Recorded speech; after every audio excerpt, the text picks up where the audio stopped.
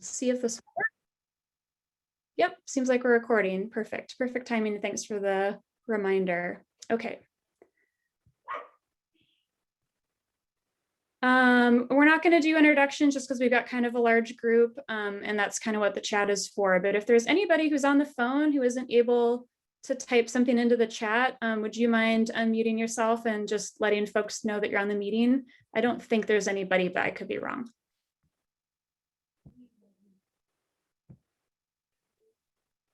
Okay. So I would just give a few updates to start off, the round robin sort of partner updates. One sort of thing that we do every year through the Rogue Native Plant Partnership is to host a native seed sale. This year, we are going to tentatively start the seed sale officially on September 22nd. There are a number of seed lots that the BLM is providing for us that are in the process of being cleaned at the Bend Seed Extractory. And in order to know the price per pound, we need to know how much seed is clean and ready. And so we're waiting on those data from them, and they're hopefully getting very close to having those seed lots cleaned and can provide that information. And so we're kind of just waiting to have the quantity that's available, and then also the price per pound for those grass seed lots mainly. But we have the other seed list that is more or less ready. For folks who are signatories on the Rogue Native Plant Partnership MOU, you probably saw an email that's kind of giving you a little bit of first dibs on if you want to reserve any of those seed lots ahead of time, because we kind of wanted to give the folks who took the effort to sign the MOU and participate sort of in that level a little bit of advance ability to reserve seed. And so if you have questions about that, definitely reach out to me or Tula. And we're going to try to reserve those seed lots as we kind of get more information about how much we have and work with you. And then we're going to open up the seed sale to everybody else on the 22nd. And that's going to be through the website, roguenativeplants.org. And you just have to click on the Native Seeds for Sale tab. And I think one thing that is different this year is in previous years, we required everybody who purchased seed to provide a restoration plan so that we were fairly confident that the seed would be used in a thoughtful manner and not be wasted when potentially folks who were a little bit less experienced just didn't know the site prep needs of native species or just weren't quite prepared to succeed. But in this case, we've kind of made the decision that for smaller amounts of seed, it's pretty important to provide this as a resource to the community. And so when you're ordering seed after September 22nd through the website, we just ask if you're going to order more than a pound, meaning you're probably going to treat a larger area, and it's going to be more important to make sure that you're, using good strategies. We will require still some kind of a restoration plan. Tula put together a really nice blog post series that goes through how you develop a restoration plan and how you develop a seed mix. So I definitely recommend reading those, and that's just on the blog portion of our website. Definitely check that out and ask us for help. For those organizations who maybe have a slightly different model for how they do their seed planning, really any documentation that you already are using to plan out your restoration projects is totally fine. So feel free to just send us whatever that document is, so we're not creating extra work for your organization.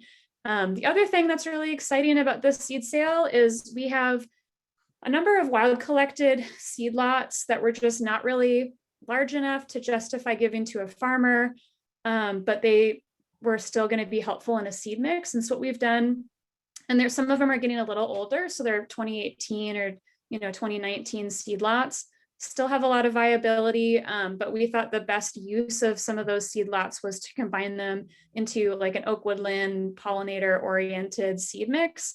And so that seed mix is also going to be available by the ounce, and it's already pre-mixed. You can't pick which species you want. It's just going to be, you get the mix, and we're going to have that listed on the website with all the species that are included. So that's another really cool and exciting development.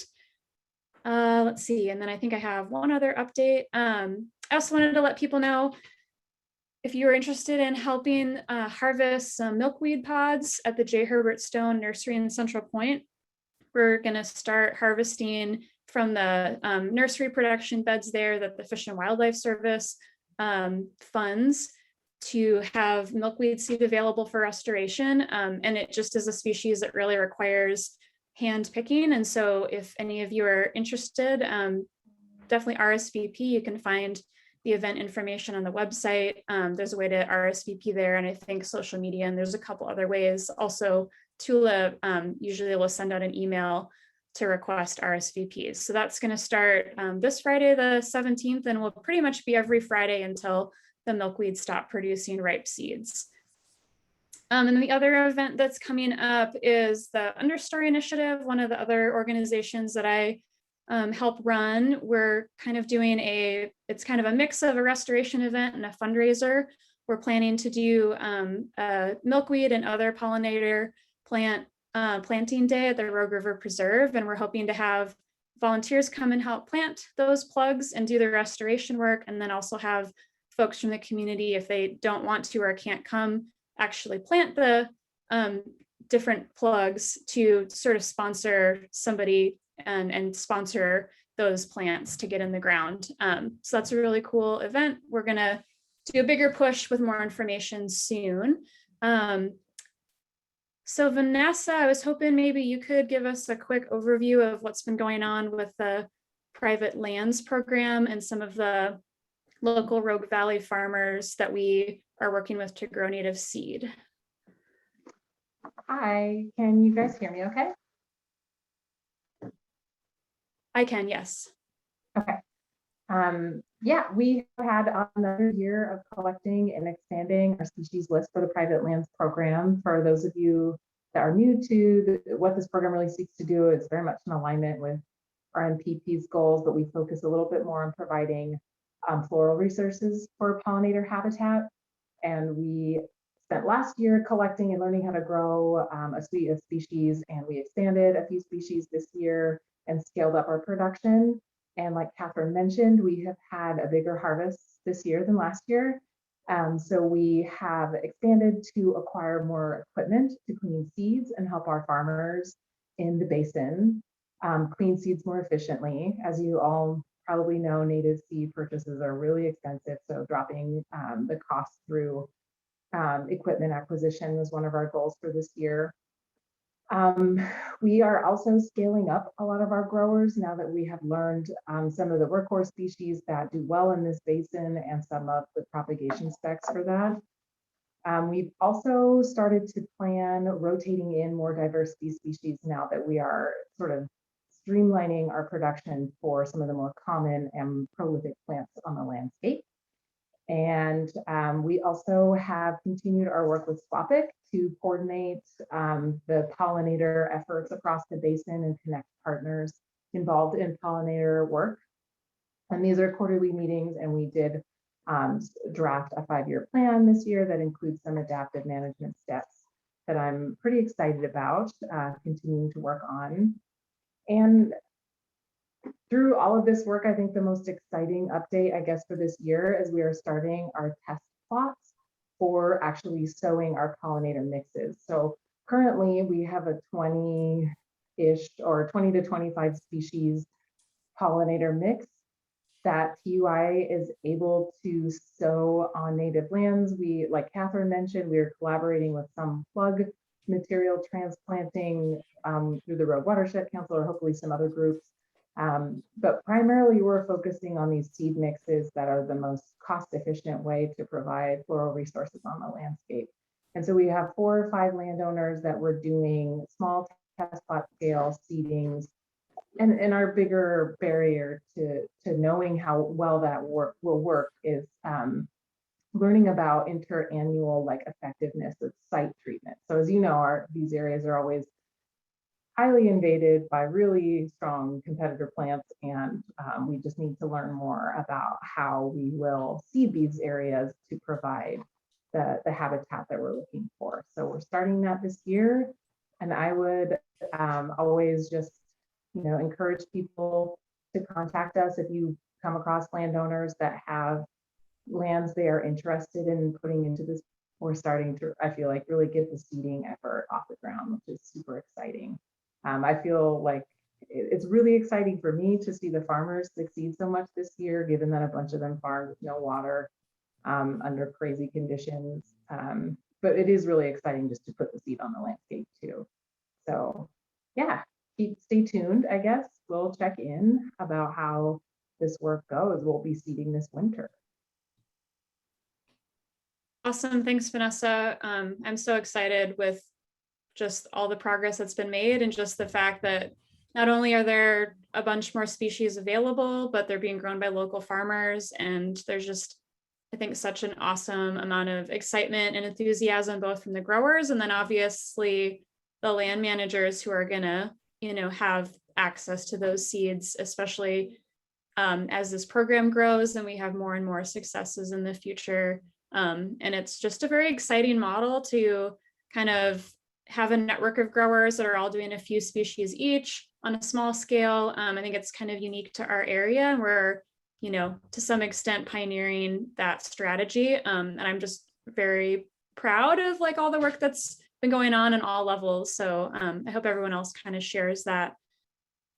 I wanted to invite Tula to speak briefly about an update that she has from Taylor Starr about his timeline for getting plug production started for any of you who might be interested in getting like riparian woody species produced in the coming years. So Tula, why don't you go ahead with that?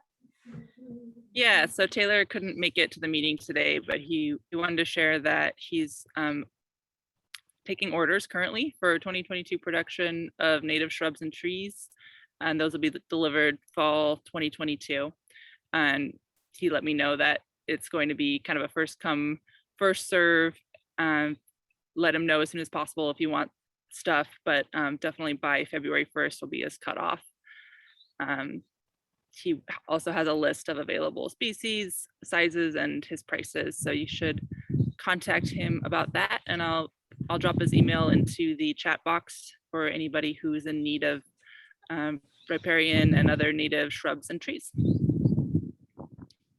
And I will just add that if there are any groups here that maybe are considering a relatively small order, if there's any interest to do like a larger group order among multiple organizations, I feel like that's a really helpful place where the Rogue Native Plant Partnership can step in. And so what I would propose, if you're considering ordering plugs from Taylor or another local grower, if you get in touch with me and Tula, then we can kind of make that connection happen and potentially handle the contracting part of it for you to some extent, and allow other people to sort of bundle together one larger order so Taylor has less to manage on his end. And we also have some discretionary dollars available. So for any of these organizations who maybe are waiting on a grant to come through and can't really make the down payment that's often required to get plants in production, that's something that we can leverage those funds to help you all out. And that's sort of one of the purposes of having those discretionary dollars that are generated from seed and plant sales available. So if any of you find yourself in a pinch with the timing of when your funding is coming in, but you know that you're most likely going to get the funding and you need plants, reach out, and Tula and I will do the best we can to connect you with other partners in the same situation and get the plants started regardless of the money dynamics. So know that that's an option. Okay, so I think that those are the sort of updates that I have. I wanted to open up the floor to anybody else who had a brief update. I just wanted to keep track of the time. I'm thinking we have about 10 minutes or so. We can go a little bit over the 1:30 time slot because I think we have some room later in the meeting. So if anybody would like to raise a hand or just go ahead and unmute yourself, feel free to share any updates you think would be relevant to this group, having to do with native plant materials or restoration progress, or maybe something you've observed about post-fire dynamics and how different restoration efforts have been going for you.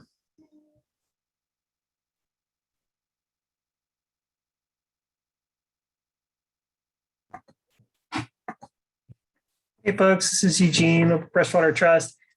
Got a bunch of good planting projects coming up this fall, but also have a lot of plants in inventory, both held over from last year and a lot of good stuff coming in this year from Taylor and Alt House and Plant Oregon. So if anybody's in need of woodies for projects or home improvement or things like that, you can come to us. We can work something out, or small plant material, native woody plants and trees.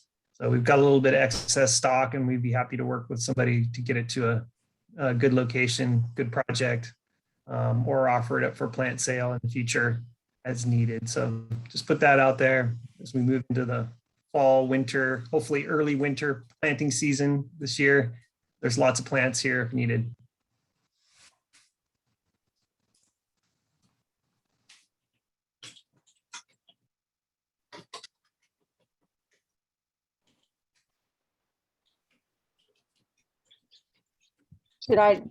Is anybody talking? Oh, I think you're good, Christina. Go for it. hi, this is Christina. I'm not a native plant grower by y'all's definition. Pollinator Project Rogue Valley. We're based here in Phoenix. I know a number of you, hello. And I just thought I'd tag on to what Eugene was just saying. We're having a native plant sale coming up on October 3rd. We have a small supply of plants, forbs, and a few woody things. And then Susie Savoy, Klamath Siskiyou Native Seeds will have the bulk of the plants. And then we'll have Klamath Native Nursery, I think. I always get that confused. And she's going to be selling a lot of a few species of a lot of native ferns from spores. So if anyone has some plants that they do want to bring, and you can have a booth set up as a vendor, or if you want to make arrangements to talk to me and we can work on, perhaps selling them for you. I am hoping this can be a little bit of moneymaker for Pollinator Project Rogue Valley, both through the plant sales and also any donations from vendors for appreciating the spot. We had a really successful sale in the spring this year. So the way you're going to work this, if you're wanting to come and purchase, is on our website, on our Facebook page. There's a place that you can register for a certain hour, since we're trying to keep it, COVID safe, so to speak. So anyway, I guess that would be the big news. And Eugene, I'd love to talk to you about some of your extra plants. Okay, thank you. Awesome. Anybody else? Yeah, I have a little update or an announcement, I guess. Hi, I'm Alexis. I work for the Institute for Applied Ecology as the Native Seed Partnership Coordinator. Some of you might know me. I used to work for the Rogue River Watershed Council, actually. Hi, Jesse. I just saw your chat. And I coordinate a partnership for the Willamette Valley and developing one for the coast. And I've actually been working with Kathryn and Vanessa quite a bit for these partnerships. But we are organizing a plant materials conference, a virtual conference for January. And originally it was going to be 2 half days just focused on the Willamette Valley. But we just recently added in our Southwest Seed Partnership, which is based in New Mexico and covers some of Arizona as well, to make it 2 full days about plant materials in the Northwest and the Southwest. And our keynote speaker is Doug Tallamy, and he'll be speaking on the nature of oaks, his book that came out recently. And we should be opening registration soon. And since we just added the Southwest Day, we're thinking about making it more comprehensive and talking more about these plant material partnerships that are becoming more common. We now have, I think, 4 in Oregon, with the Umpqua one that's developing as well. So just wanted to share that that's coming out. We'll start promoting that conference and the registration soon. And so I'm sure Kathryn will get those emails, and maybe I'll ask her to pass them along to this group. Just wanted to make that announcement. Thanks so much. I think Kelly, did you raise your hand? Did you want to say your? I did. Go for it. I just wanted to chime in on what Alexis was just saying there. And just not encourage, but drop me a line, Alexis, both you and Kathryn. With the way that your conference is kind of expanding, it would be kind of, it's almost going to be a suggestion if you hadn't done that already, that I think I'm getting more and more involved in a lot of regional and Western wide working groups. And there's been a lot of discussion, and Kathryn and company would probably tell you I get the Understory Initiative involved in like probably way too many things. But there's a lot of interest in native plant partnerships around the West. And I think it would be really awesome to be able to start to congeal and get these native plant partnerships talking to one another, as you guys are already doing. And I think this format of a conference is really, really a great way to do it.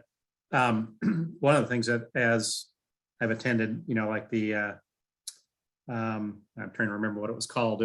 We had a meeting in Washington, DC, and I was speaking a lot to folks out there about a lot of the native plant partnership and local native plant partnerships coming together. And I think that's, as we start to have these more locally led efforts going on, all that stuff can kind of feed up to greater good, like fulfilling a lot of the, you've all, are aware of the Seeds of Success strategy that the government and others have been involved in putting together.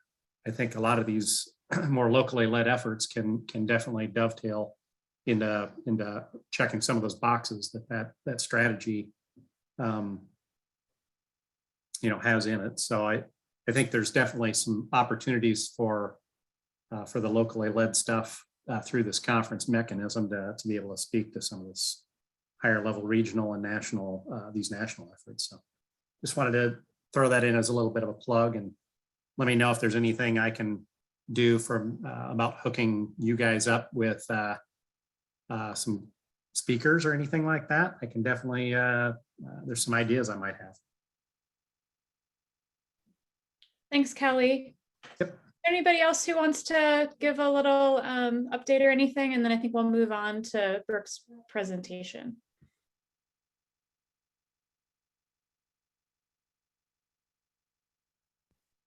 Alrighty, so I'm going to go ahead and stop sharing my screen, and I hopefully that will allow Brooke to be front and center. Hang with me for a minute. Okay. So yeah, I guess I wanted to introduce Brooke. She'll probably do a better job of kind of explaining her role, but yeah, thanks for being here. And we're really excited to hear what you have to say with regard to this group. So take it away, Brooke. Thanks for being here. Yeah, thank you so much for inviting me. Shio, Brook Colley, Dakwadoa. Hello, my name is Brook Colley. I'm the chair of the Native American Studies program at Southern Oregon University. And I've been there for about 6 years now. I have my pronoun in the little Hollywood square. It's Yaga. I also go by she, her, hers. We do this a lot at my university to sort of, just make sure people know what the appropriate, pronouns are, what my pronouns are, so that you can use them. Yaga is a Chinookan word, and it's a non-gender binary pronoun. Okay. I'm also a citizen of the Eastern Band of Cherokee Indians, but I'm a mixed race intertribal person, and I was raised here in Oregon. My grandfather's tribes are the Confederated Tribes of Warm Springs, and I am Wasco, and I consider the Columbia River to be the center of the universe, and I'm currently working on Klamath and Shasta people's lands. And I'm here to talk with you about a project that I'm working on with those folks, those same folks, right, their descendants, the Confederated Tribes of Grand Ronde and the Confederated Tribes of Siletz. And so I was brought to talk about this project that we're calling right now the Indigenous Gardens Network. And I know there are people on this call, I'm seeing Molly and others that know very well about the project and kind of how it came into existence. But and actually this Native Plant Partnership is also one of our partners for the Indigenous Gardens Network. So it's a relatively new project.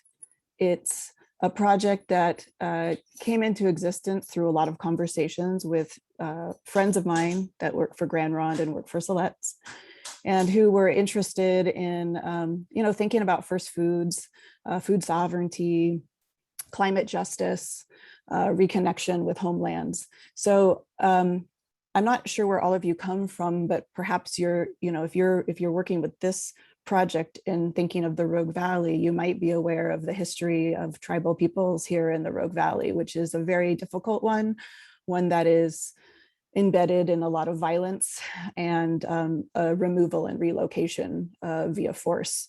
And so who are now the Grand Ronde and Siletz tribes, like their ancestors were rounded up in the mid 1800s after a fairly long and volatile time living with a settler society here in the Rogue Valley, and were eventually forcibly walked and or shipped up the coastline to near Salem, right? And those peoples eventually joining with other peoples from Western Oregon become the contemporary tribes of Grand Ronde and Siletz. There's a little bit of a sound that's kind of, are you hearing that, Kathryn? Do you think there's a mute you could do for me from your Yeah, hosting? hold on one It might have been me. Sorry, I'm putting myself on mute right now. This is Chris Hardy. Hi. Oh, hi, thanks. Hi, Chris. Yeah, I was about to mute you, but if you could do it, that'd be great. Thanks. Got it. So it's been interesting coming back here to work. I did a full circle. I left Ashland about 20 years ago. I was a student here. I got a degree at Southern Oregon University, and I came back around, and I came through Portland before I moved back down to the Ashland area. And during that time, I worked a lot with partners at both Grand Ronde and Siletz. I wrote a book about like intertribal relationships in the casino era. And a lot of that work got me to like talk about like intertribal, both disagreements, conflict, and potentialities for sort of transformative relationships. And so talking to people at Grand Ronde, talking to people at Siletz, I was like, what do we need? Like, what do you need? What do you want? How could we make it easier for you to be here, for your tribal members to be here? What are the barriers to that, that rekindling of that relationship? What are some projects you may already be working on? And through the conversations with those citizens of those two tribes, the idea of the Indigenous Gardens Network comes into existence. When I first was imagining it, I was thinking of a larger network of different tribes working together. But once I started talking to Grand Ronde and Siletz, which was appropriate to do, being that they're the tribes of records that have recognized treaty rights in this area, they really articulated a desire to work together, right? Tribes in Oregon don't necessarily always see eye to eye on everything. They don't necessarily always have the same, political perspectives or motivations. And so even though Grand Ronde and Siletz, I think, are very interrelated, and there's a lot of kinship between the two communities, politically, they sometimes have been on different sides of issues, right? And so one of the sort of things that emerge from that conversation is the desire to reconnect. Okay, and reconnection is kind of the center, reconnecting to first foods, reconnecting to homelands, right? The homelands down here, reconnecting to each other. So Grand Ronde and Siletz people reconnecting to one another. And also, something I think is often missed is reconnecting to oneself. When tribal peoples have been relocated and displaced from a homeland for long periods of time, there are ruptured relationships with that place. And so there is a lot of work that has to be done, potentially to reestablish those relationships. And a big part of that is just finding ways to get Siletz and Grand Ronde citizens here on the land, right? Just here on the land, touching the land, interacting with those important plants, and talking amongst themselves, really. And so I put together a grant application for the Oregon Cultural Trust. This group actually, Kathryn wrote a couple of really nice letters of support for that application. We were awarded that grant We're still functioning currently in that grant cycle right now, even though it's technically past that fiscal year. We had it extended because of COVID has really messed up our ability to do some of the things that we were interested in doing. But during the process of writing that grant, I connected with Janine Moy, who is one of this group too, and my colleague Ariel Halpern, who is an environmental educator and biologist. And the three of us, started talking about how we could support the tribes as they come together. So we started with the listening sessions, like what are the barriers to coming down to this area? And lots of barriers were articulated. The distance between the reservations and Southern Oregon, access to land, potentially being discriminated against or being treated poorly when people do try to come in and connect to land. Sometimes even things like that people might not think about, like a feeling of shame for not being able to be connected, right? When people have had their relationships ruptured, and I know this is really true in Indigenous communities broadly, we can feel really crummy, right? About not knowing or not having those relationships already established, and the reestablishing can bring up lots of feelings, lots of trauma, lots of difficulty. And so all of those barriers and more were a part of why it's been difficult for Grand Ronde and Siletz tribal members to be down here regularly, to be reestablishing these relationships, and to be having a real voice in what happens with like land restoration and food sovereignty, like in this part of the state. I think another thing that's really important is Grand Ronde and Siletz both have treaties that span from Washington down to California, right? So that's a very large part, like place to be having to attend for a community that, is less than 5,000 people. And so these are all things that kind of came from those conversations. So we were brainstorming, like, how could we address the barriers and how do we want this project to take shape, right? And we're in some ways still in that imagining time right now.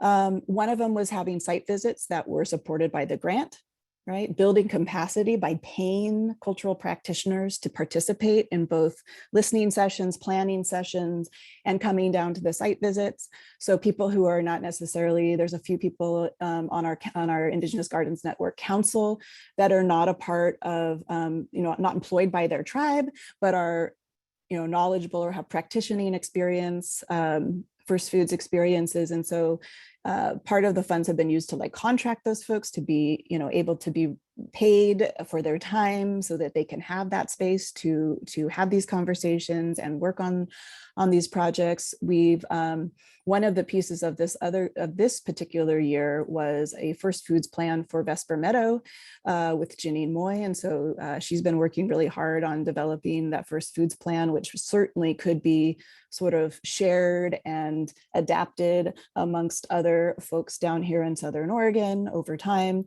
And it's looking for like, what kind of relationship can these two tribes and the Indigenous Gardens Network have with this place? So we've been starting to talk to various partners. We probably have about 20 different organizations right now. And some of those organizations actually represent a lot of organizations. And sometimes there's overlap. It would make some sense that there would be, I think, in this work.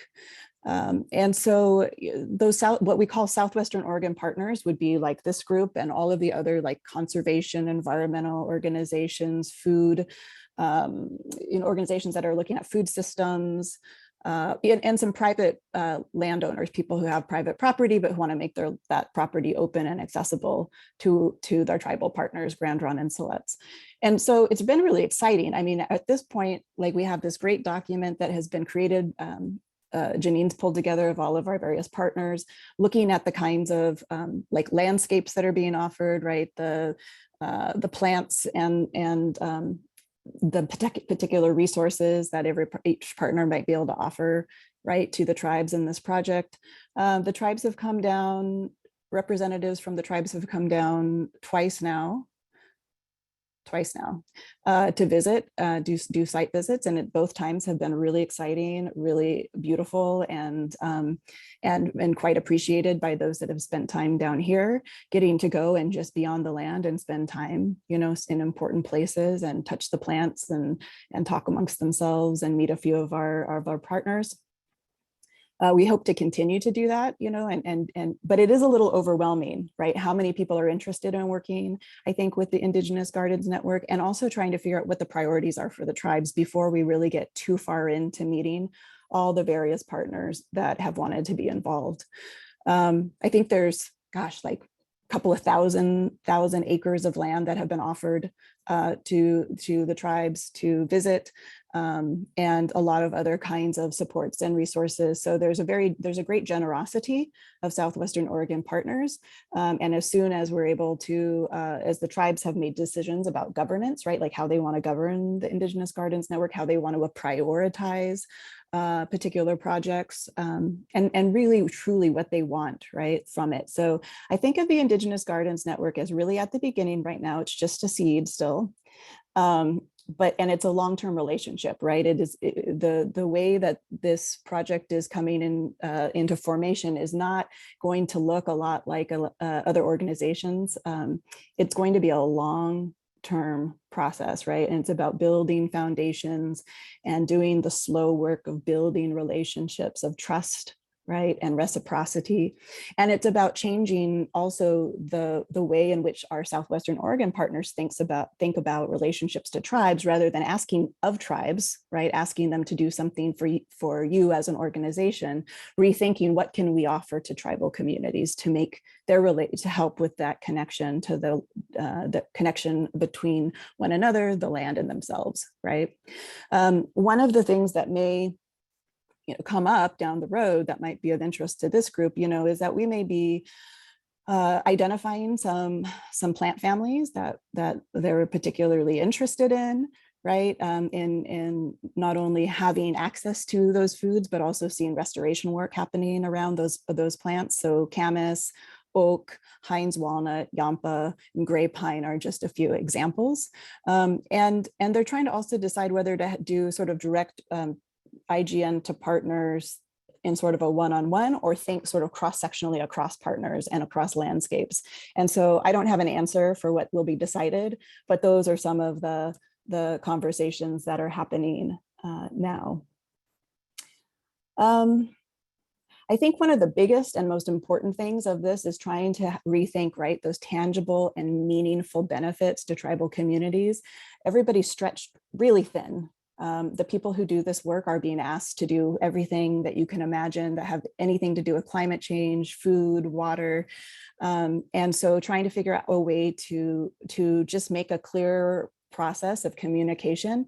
The Indigenous Gardens Network is not intended to control relationships at all. Like I kind of laugh sometimes and I say, like, I'm kind of like serving at the pleasure of the president, right? Like I don't actually have any power to make any decisions for the Indigenous Gardens Network. I am in service to the Indigenous Gardens Network and to these two tribal communities. And what happens is that we have a lot of conversations with people who are interested in the work, but when it comes down to it, it's going to be like our advisory council that makes those decisions. And sometimes because we're working with tribes who are sovereign nations, it actually doesn't just end with our council. Sometimes things will have to go all the way back to tribal council to be decided, right? So the pace of the work sometimes is really slow and sometimes it's real fast, and you have to become real agile to work within that space. And I think that that will bring me to the last thing before offering up some space for questions, is that Janine and I are working on putting together a professional learning community for our local Southwestern Oregon partners, right? And the tribes may be involved in those from time to time. Certainly will be telling us what they want folks to be thinking about and discussing. But the idea of a professional learning community, right, is that, and I'm looking out on who I'm talking to now, and I have no doubt that many of you have worked with Native people, have worked with tribes, have worked, around Indigenous issues. And so our Southwestern partners are also great resources to one another, right? And maybe really the most important thing of all of this is how do we make power together, right? How do we share resources? How do we really smartly work across our various organizations and make decisions that are doing things beyond like maybe benefiting one or more or two people, but really like multifaceted, in a multifaceted way, benefiting many, many people, and people, of course, beyond human peoples into plants and animal peoples as well. Okay, so I know that when we have those professional learning community meetings set, that absolutely your group will be invited. I'm not sure exactly how Kathryn, communicates that kind of thing to you all, but I'm sure that when Janine sends out that announcement, if people here would like to participate, we're thinking of it being about 4 times a year total. So once every 3 months. And again, it's not so much us doing trainings, but it might be like one of the topics might be like, how do you work with tribes? That's different than, working with a Native organization or an individual Native person, right? How do you work with the sovereign nation? And again, we might offer some readings and some facilitated dialogue, but it will also really be about like relationship building across organizations. So I think there's a lot of exciting things happening. There are so many dreams. They did a Jamboard dream board for what they want to see out of this Indigenous Gardens Network. And while I'm not comfortable sharing all of those things here, because it's not mine to share, the number of possible projects and ideas are just beautiful, right? And I see them being very exciting to our Southwestern Oregon partners. And so stay tuned. There are other things to come. Kathryn? Thanks, Brooke. Yeah. Is there a central place people could go if they wanted to learn more, or would you ask that they reach out to you or Janine, or what would be the best Yeah, I way? think either Janine or I, or Ariel Halpern, for those of you who might know her at Southern Oregon University, I think any of the three of us, I think of us three as sort of facilitators. None of us are the person in charge, right? The people in charge are the tribes. And but we have sort of partnered the three of us to be in that service role, right, to the Indigenous Gardens Network. And so I really believe any one of us can speak really well to what's going on, and maybe from slightly different positionalities, right? Different points of view, but that's pretty exciting too. We don't have a website or anything for the Indigenous Gardens Network. There's a press release. So if you looked it up, you could find our press release, and it has some contact information, my email, things like that. And eventually we'll also have we also have a way for people to like make donations to it. So if you ever know people who are like, I really want to support, Native first food sovereignty, like they can make that donation through our foundation at Southern Oregon University, and everything, other than the small amount that's taken by the admins goes to the Gardens Project. And we will eventually be building Indigenous Gardens infrastructure at Southern Oregon University, and very likely across partners, right? And if you are working with an organization and you think there's a really great idea, it's possible to sort of share those ideas. Pretty soon we'll be inviting folks to come and talk to the tribes during one of their IGN meetings, to these tribal representatives. And they can learn more about you. And again, those relationships we're not trying to manage them or, control them, but we are trying to just support the tribes and be in service and like uplift the work, and also take whatever things don't need to be done, right? Like by those practitioners off of their shoulders, right? And support them so that they can do the really important central work of reconnection and first food sovereignty, bringing that back into their communities. Awesome, thank you. I did want to leave some time for questions, and I just will make a note. Tula put in the chat that if anybody would like to be added to the RNPP email list, you're not already on there, we will be providing updates on the Indigenous Gardens Network as part of that. And so that would be another way to be a little bit more passively notified. So put your email in the chat to Tula if you'd like, if you're not already on that list. And then I would just like to open it up to questions. Some of you, if you needed to be unmuted, let me know. I think you have the ability to unmute yourselves. I'm just gonna open it up right now. And I have Hillary raising their hand. Would you guys wanna ask your question first? Sure, this is Eugene. Hey, Brooke, I wonder if there's been any discussion or thought around how Indigenous gardens might be woven into the restoration efforts that are happening post-fire and more generally in the Rogue. I'll offer just a quick story, which is, the Freshwater Trust had a restoration project down at Savage Rapids, where the historic Savage Rapids Dam was.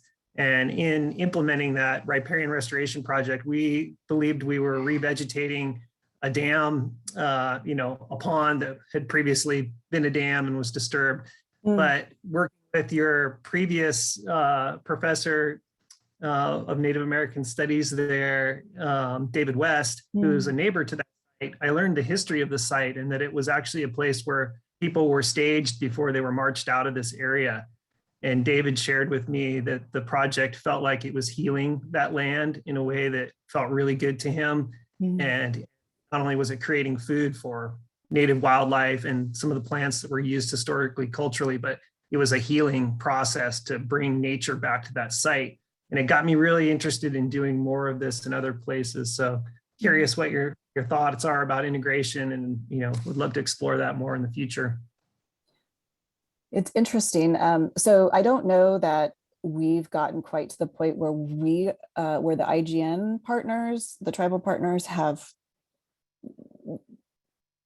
how should I put this? There's not been a particular conversation with the IGN partners about that that I know of, but I think that that's the direction we're going, right? Is through these partnerships, not just having the tribes do all the actual work for restoration, but could help help direct it, right? They could articulate. Well, I think the Heinz walnut's a good example. There's a particular walnut that's really important for the tribes, and it's also one that there's not very many of, it seems, these days, right? So it would be, my hope is eventually they'll say, we would like to see this plant more places. We would like to see some restoration work. We'd like to see the black oak, right? We'd like to have places where we know we can harvest, because the act of harvesting, right, and the act of the actual tending of plants, arguably from my perspective and from Native Studies perspective, is the way to do restoration work, because it's a relationship-based restoration that is ongoing and lives, for a very, very long time, right, through generations. It's been a little tricky because we're still trying to get the organization and how the decisions are made. And there's so many possibilities for what we could be working on right now, including, bringing cultural fire back to the land in the area, right? That's a really big topic and very, very important. And so, and I know Ariel has done a little bit of preliminary looking at what the fires that did come through, the Almeida fires that came through the valley here, if it had any effect on the nutrition of oaks, right? So there's some potential research projects as well. But I think that would be something I would like to learn more about. I mean, one of the things that I'm also doing is learning about the organizations that are in the Rogue Valley. I mean, I've been back 6 years, but every single day I'm meeting new people and new organizations and finding places of overlap, right? And so I think if there are opportunities out there to think about doing the restoration work, employing native plants, and particularly creating ecosystems that support, the indigenous, and restore indigenous gardens, I think that would be a conversation we probably would like to have. Thank you. Callie, I see you have your hand raised. Do you want to ask a question? Sure. I don't know if it's a question much more than a comment, but great talk, Brooke. I wanted to just kind of throw out, some of the work. I work in our private lands program with the U.S. Fish and Wildlife Service, the Partners for Fish and Wildlife program, and I'm the state coordinator for the program, so I'm actually up in Portland, but I do a lot of the work in the Rogue, in the Umpqua, and a lot of my on the ground work, at least there. But our folks are working with a lot of the different tribes around the state. Mhm.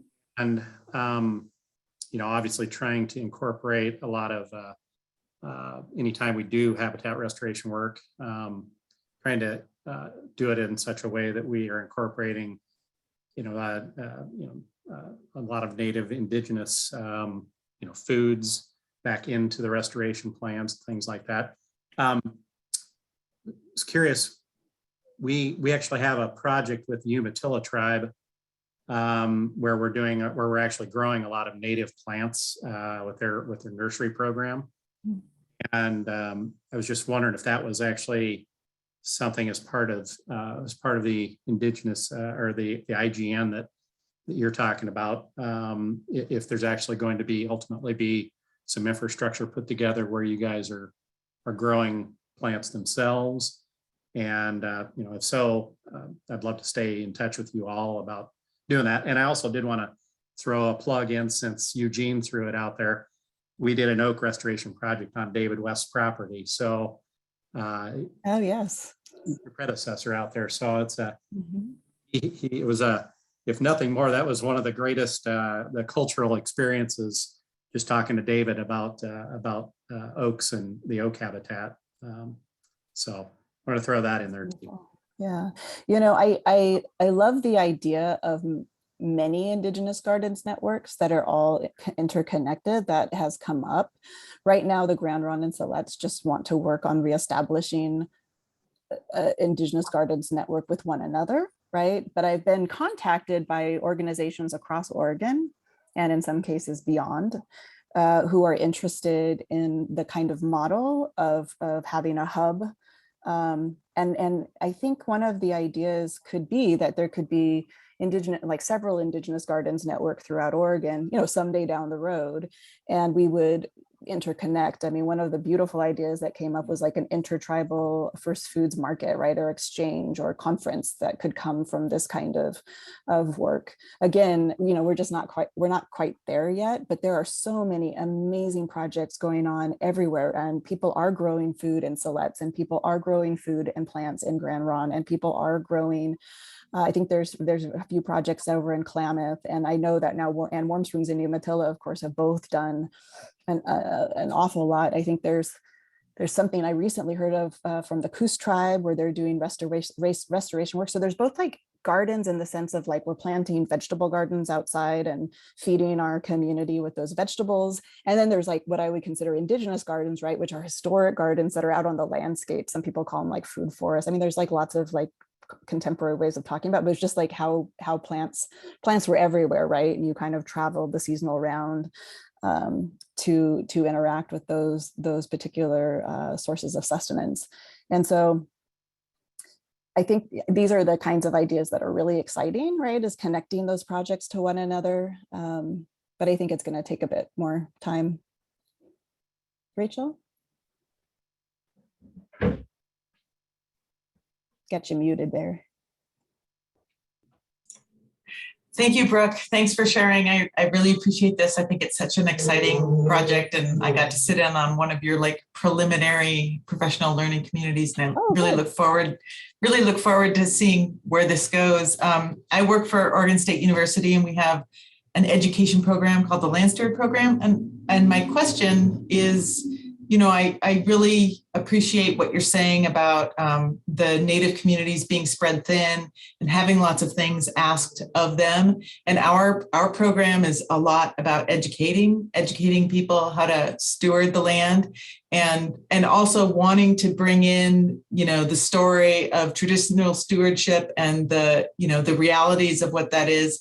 And I wonder if you could speak a little bit to that tension of, like, for example, we've had Frank Lake speak for us a few times, and he's a terrific speaker. And I'm always like, oh, he's so busy, and I so appreciate him coming and asking. And so this kind of tension between, kind of varies on the circumstance, but sometimes I feel really strongly that like, this shouldn't be a white person who's telling this story. Like, is there a Native voice that can share this, with these people who are living here now? Kind of the tension between that feeling and asking, oh, can you come and educate for us?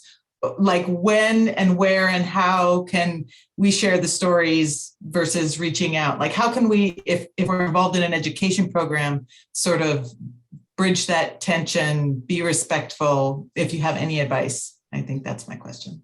I mean, truthfully, I think that is a very important question, and one that is not easily resolved, right? Like so many of the people who had these knowledges were killed, died. There was ruptures to the knowledge, right? And there's still quite a number, like a lot of Native people who still carry with them really important information and skills and capacities.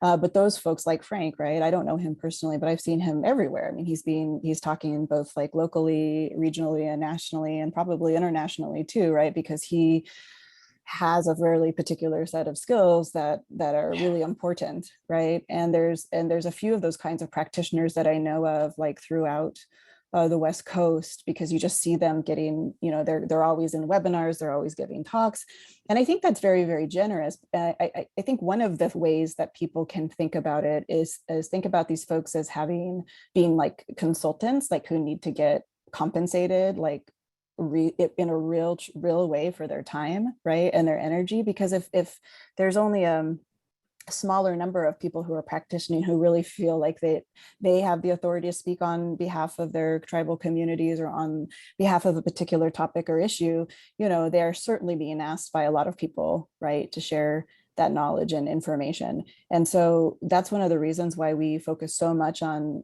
how do we support like the practitioners as part of the Indigenous Gardens Network? How do we pay them so that they're able to take the time out of their day to be with us, to think these things through? We're also working on capacity building, right? There's a lot of up and coming younger, like either younger or folks who don't have all of the same like knowledges as of yet, right? And who are learning from those mentors of those practitioners who are really taking the lead in these organizations. And so I think supporting the capacity building of tribes to educate more of their citizens in this kind of work, so that they then can become, right, the folks who come and talk with folks and do education, and who sort of lead the programming and the direction of this kind of work in a lot of organizations. I think also building in places within your organizations to bring up interns, like there was the Willamette Valley Watershed folks were doing some trainings, and we were talking about, that there was going to be a lot of folks that were going to come from the tribes to talk to the folks who are taking the trainings. But then the question arose, like, well, what's the tangible and meaningful benefit, to Grand Ronde and Siletz specifically? Well, could these organizations that have, even in their own estimation, are predominantly white organizations, right? Could they be intentional about creating internships, paid positions for citizens, right, from those tribes, who then could do the trainings too, and also become skilled and keep that connection to, the sovereign nation, and so that they become integrated parts of institutions rather than just guest speakers, right? So I think that's the direction I'm hoping to go, right, is to just be encouraging people to, create paid, funded, supported entries into our variety of organizations, whether it's, our universities or our conservation groups or our, people who are doing a variety of different kinds of environmental and educational projects, right? To really be intentional about not just creating space or inviting people in, right? But funded, supported capacity building, so that there are more people, because I think there are a lot of people who are also waiting to feel like we're experts. I don't have a background in traditional ecological knowledge myself, right? And I'm learning as I go. And it's a fascinating thing to sort of have sometimes people ask you to speak on behalf of Native people or to speak on behalf of traditional ecological knowledge. And you're like, wow, I'm still a baby, right? I'm still just right here in that learning space. And so anything that can sort of support the capacity building and the time that we need to like wrap our heads around, what we want to see happen, how we want to enter, how we want to sort of see that work progress, what the priorities are, because there's so many more things that need to be done than there are people that can do them right now. I know that all of you probably feel that way too, right? There's so many projects, there's so much restoration, there's so much, the climate change is happening so fast, right? And we want to see all of that stuff done yesterday to fix it. And so, you know, that's kind of the same sort of tension and contradiction that Native folks live into. I'm not sure if I got exactly to how to get because I think it's complicated, right? And it's kind of a difficult thing to sort out. Even when I ask for people to come speak to my classes or what have you, now I'm moving much more into like, how do I fund them for their time? How do I have a relationship of reciprocity, right? So it's not just me taking, but I also give. And that is a real relationship between people who respect and care and love one another, right? Because I think love is the center of all of it for most Native folks, wanting to reconnect and have self-love, love amongst our tribal communities, and also, you know, that relationship to place and to homeland. Thanks. We'll keep working on it. Thank you, Rachel. And I feel like I've gone over my time, Kathryn. I think you have another person who's waiting to talk, so I don't want to take too much more of your time today. No, that's okay. This is perfect timing, actually. I think we will move on. I'm going to briefly share my screen here again. And I'm going to head out. But okay, thank you so much, Brooke. Yeah. Any of you are welcome to contact me anytime to keep the conversation going. And I thank you so much for inviting me to be here. Thank you. And yeah, thank you so much for the opportunity to use up some of your precious time. All right. Thank you. Bye. So Josh, I see you're kind of queued up and ready to go here. It looks like you're up to bat if you're ready. Josh is here to talk a little bit about some of the native plant material end of the Klamath Dam removal project. So I'm going to stop sharing my screen, and then hopefully we can get you up and running. All right. Let's see. Everyone see my screen? Yeah, it's loading, so we're good. Thank you. Awesome. Just an FYI, I spell my name with an ETH at the end, not an ITH. That sometimes happens. There we go. Okay, so I'm going to try to cruise through this. I'm just interested in giving everyone a quick overview of the project. I'm sure most of you know all about Klamath Dam removal. But the re-veg piece is what I'm in charge of under the umbrella of RES, which is Resource Environmental Solutions. They hired the Yurok tribe, and the Yurok tribe hired me to then manage this project. So for the last 2 years, we've been collecting seed. And so a quick overview of what we're trying to accomplish is, you know, it's pretty simple. The 4 dams are going to expose about 2,000 acres, and a quick re-veg project is designed to minimize non-native species. That's what the IEV means, invasive exotic vegetation. Minimize the erosion of the sediment that's been built up in the reservoirs. There's a lot of silt and clay that we expect to be pretty thick on the landscape. And of course, accelerate salmon habitat, as well as geomorphic stability of the river and the tributaries. So, you know, selecting species for such a big project can be complicated, right? It's got to be something that we can obtain enough material that we can actually plant 2,000 acres. So we're looking at patterns around the reservoirs, although that's not the only thing. Seed availability is important, whether we can propagate it, and you know, how likely will it establish all by itself, right? So we take all those into consideration. And so quick examples are this lupin. So chick lupin is really abundant around Iron Gate. And here's a picture of it near just past Camp Creek. And so it's really abundant. It's easy to get the seed. Lupins are super important, especially in primary successional restoration projects. So here's a plant that we've taken advantage of and collected a lot of seed and are propagating on large scale to try to get enough to seed, in this case, about 1,800 acres. Another example of seed availability, maybe you guys are familiar with this one. This one's new to me. I'm originally from up north, but Persia tridentata. This one can be very challenging for us to collect the seed. So 2 straight years we've had trouble you know, it produces a lot of seed, but it drops really fast. And so if you're not there at the right time, then you've missed out. So 2 straight years we had trouble getting it at Iron Gate, but we did get a fair amount this year. For some reason, it really held on the shrub for a long time up at JC Boyle. And in fact, we have tens of thousands of seed from that elevation. And of course, we consider replacements when we can't get enough, including easy to collect stuff like the Aricamarias and the mock orange. Those are good chaparral species. And this year, you know, what we've noticed, and I'm sure, you know, people who've done a lot of seed collection know this, you know, some years are good for some species and some years are not good. So this year, I thought would be bad for all species, but we actually had a few species, including these 3 here, that really did well despite the hot and dry conditions. So the desert gooseberry was really abundant, big berries. Birchleaf mountain mahogany was abundant, as well as the serviceberry.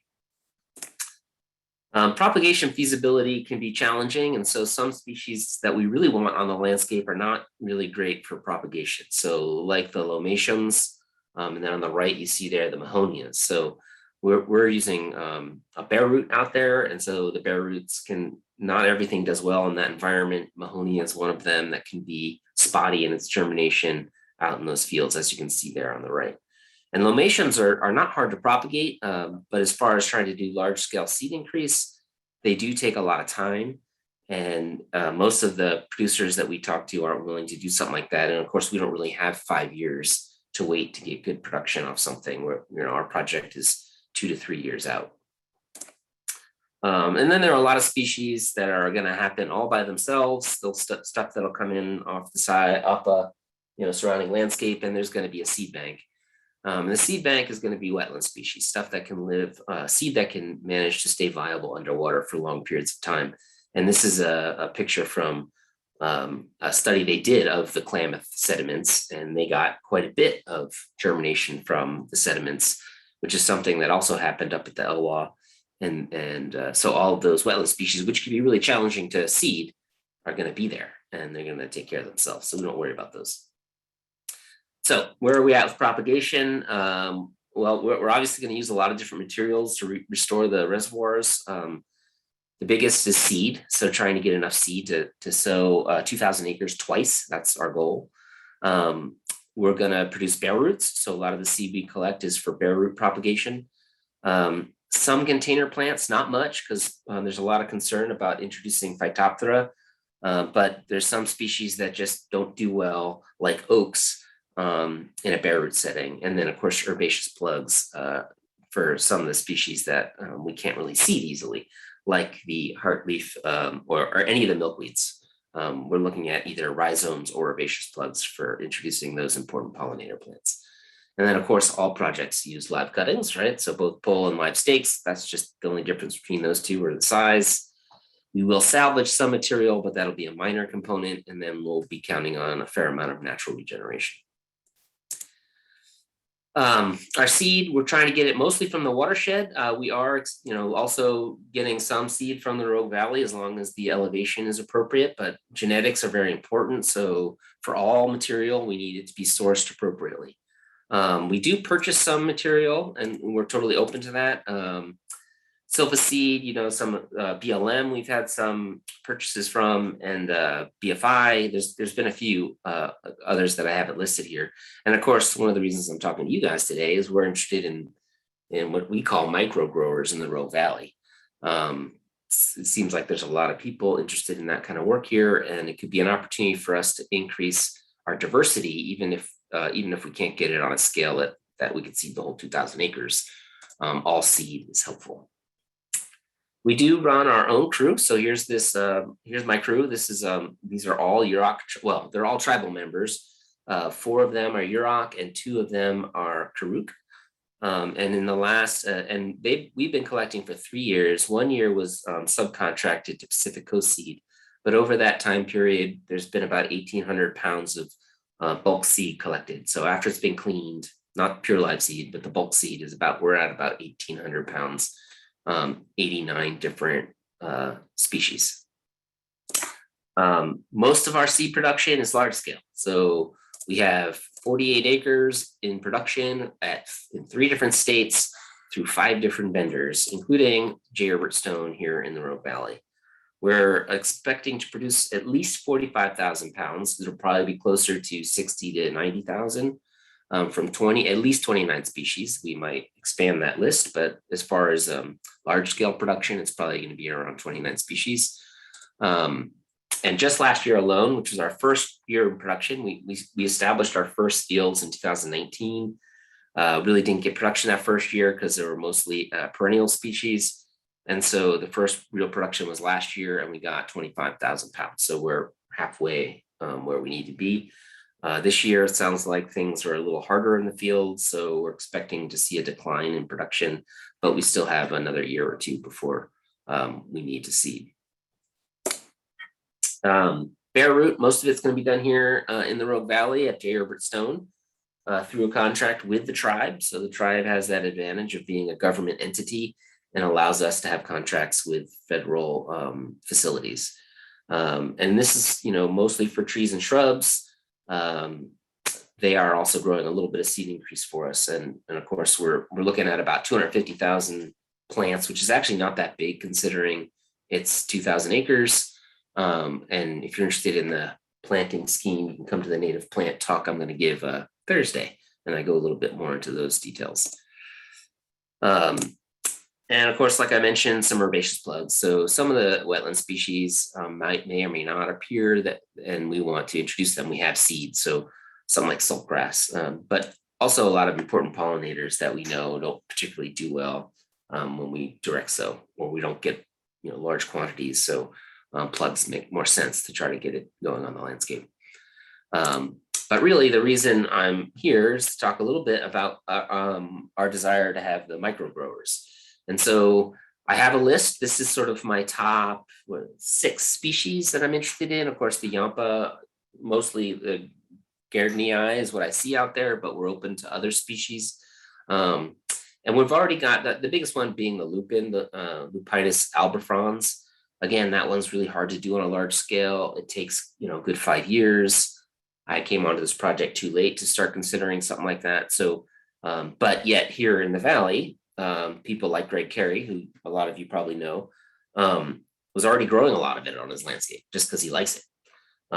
So I started buying from him last year, and so far we've gotten 14 pounds of clean seed from him, which is pretty good. I'm pretty stoked about that because he was pretty excited about it too. So he went around and transplanted a bunch of seedlings last year, and so he's got even more to harvest off of in upcoming seasons.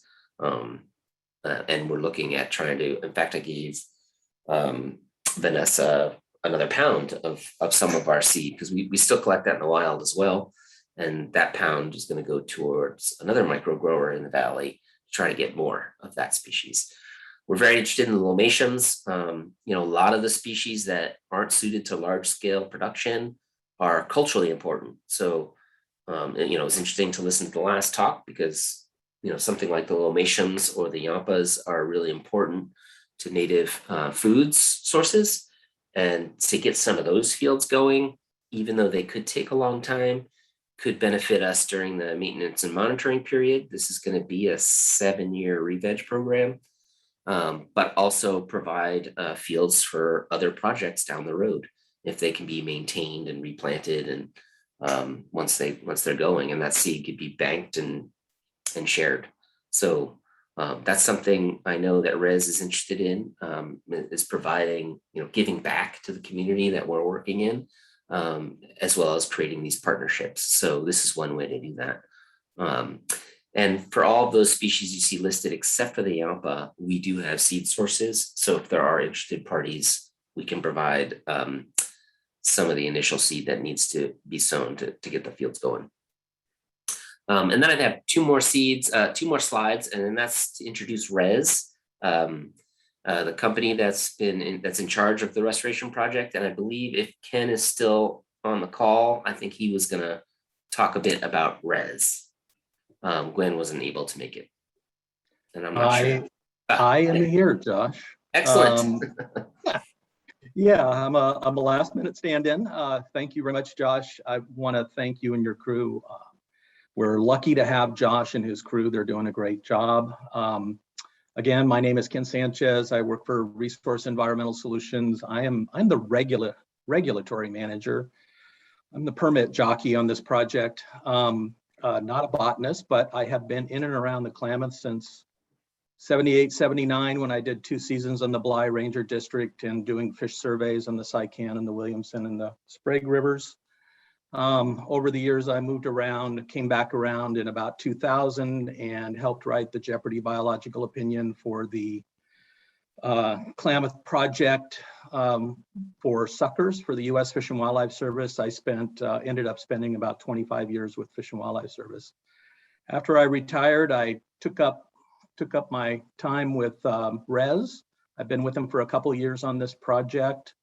The numbers are up there. We are a nationwide ecological restoration company. We provide mitigation solutions. We establish and run conservation banks.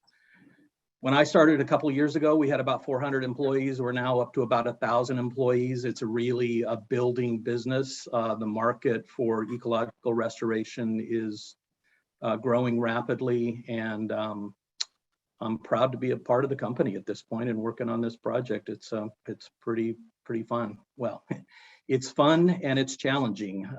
So we have yet to secure all of our permits. We're working on the biological opinion from MIMPS and the Fish and Wildlife Service, as well as Eagle permit, 401 certifications for waters, and all sorts, I think up to 50 permits. So that I will keep it at that. And if anybody has any questions for Josh or I, please fire away.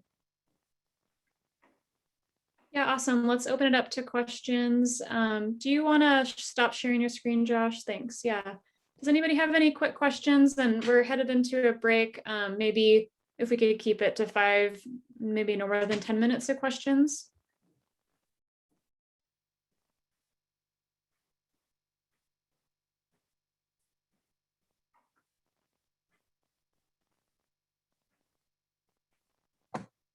I just have a quick question if nobody else does. Josh, I know they did a drawdown on the reservoirs a year or so ago. Was that an opportunity to learn kind of how that natural seed bank might come up beyond the trials that were done in the laboratory setting? Yeah, so they did last year. It was drawn down for, I don't know, about 4 weeks maybe. And it was in the spring. And so, yeah, I sort of paid attention. I mean, I was definitely paying attention. I didn't like throw it on plots or anything, but I'd go out on the landscape and just look. And one of those slides that I had, the first slide with the goals had a picture of all the germination. There was a lot of germination, which is great because I know some of the thinking was that maybe there wouldn't be a viable seed bank, which we thought that in the Elwha too. I actually did my master's looking at the seed bank in the Elwha, and my master's said, oh, there's not much of a seed bank just along the near shore where there's shallow waters. That's it. That turned to be completely incorrect. It germinated everywhere. We had a weird plant association of juncus and carex with alder overstory on uplands. And down here, I know there was some trials in boxes, and they said, oh, well, we didn't see any seed germinate in those boxes that they had out in the open. And so they were convinced there was no seed bank despite the greenhouse studies. And sure enough, we saw tons of germination, and boxes aren't a particularly great way to germinate things, especially when it's quite liquid and you pour it into a box and it gets all mixed up and, the top layer isn't kept intact. So I'm confident it'll germinate and persist where there's enough moisture for those wetland species to persist. But regardless, it's a good thing, right? A little bit of root formation for a little while, a little organics, start breaking things up. It's going to be a net positive. That's exciting to hear. Natural recruitment is such a powerful byproduct of some of these projects that we hope to look forward to. And I think that's something we also see in some of the fire impacted areas in this region of seeing that kind of the power of plants to defeat the odds. That's really exciting. Is there anyone else that has questions? I think the one question I would throw out is if any of you know folks who are interested in producing some seeds from that list that Josh shared, what would be the best way to get in communication with you? I will offer too that the Rogue Native Plant Partnership and also the program that Vanessa manages would be good ways to get some help in reducing some of the barriers to producing seed if you're in a spot where it's a new endeavor for you and you maybe need a little extra help. But Josh, what would you recommend if people wanted to reach out to you and get that process started? What does that look like? I think going through you would be the easiest, right? Since everyone has, your contact information and, we're talking all the time. So that's probably easiest. And then I'll make that connection with, Vanessa is super helpful. So we're already working with at least one grower through Vanessa. So I think that's the best way to go about it. Awesome. Okay. Callie, you have your hand up. I'll just throw this out, Josh, I can't necessarily speak to the viability of the Asclepias that we have growing at Stone, but we probably will be digging the rhizomes up. I suspect, Kathryn, what would you say, in a not too many distant year? So we will have some rhizomes for potentially for you all. Yeah. With two Asclepias species. Yeah, I've been talking to them about it. And I asked them about Asclepias, and that's exactly what they told me. They said, well, as soon as we get rid of these fields, you can have the rhizomes. Right. Yeah, so I've got some seed increase plots through the Fish and Wildlife Service growing at Stone. So that Kathryn and company are handling. So taken care of for me. So yeah. What do you do with the seed that do you try to seed directly with that species? It's my understanding it doesn't really do very well in seed mixes. The Asclepias? Yeah. Well, I don't, I think I personally can't get it growing worth a darn, but I have heard of folks that can get seed growing, but it, obviously it takes care of itself, out in the wild. So, Sure. So we've been really fortunate. I don't know how many pounds we've been able to get off of that those Asclepias plots that we have there, but we've been able to grow a lot of over the last couple of years, been able to collect a lot of a couple different milkweed species and others that we got growing there. So that's great. Yeah, and my understanding is that those plots are both direct seeded with seed that was collected in the Rogue Valley. And so Stone Nursery might be a good resource for figuring out how they got good germination. I do know there's some dormancy and some different strategies. And to answer how many pounds, I think by the end of this season, we could have a couple 100 pounds off of those different beds total between the two species. So, and I think we could, make some of that available if you thought the genetics were okay for your project, Josh. Sure, that's great. That's good news. Any other questions? And then I think we're gonna stop for maybe a 10-minute break. Somebody says, Christina, please share info on the restoration company Res. And there's an international organization by Googling. So I think you're finding the right place. Ken, did you want to talk to that? Yeah. Oh, sorry. Yeah, so I'm sorry, what's the question? Yeah, just if you Google res mitigation, you will come up with the company. We're headquartered in Texas, and we've got a whole bunch of great slickly produced videos on there of some of our restoration projects. So just res mitigation will get you there. Yeah, also I found just Googling restoration environmental solutions or resource environmental solutions was the best Google to get it fast.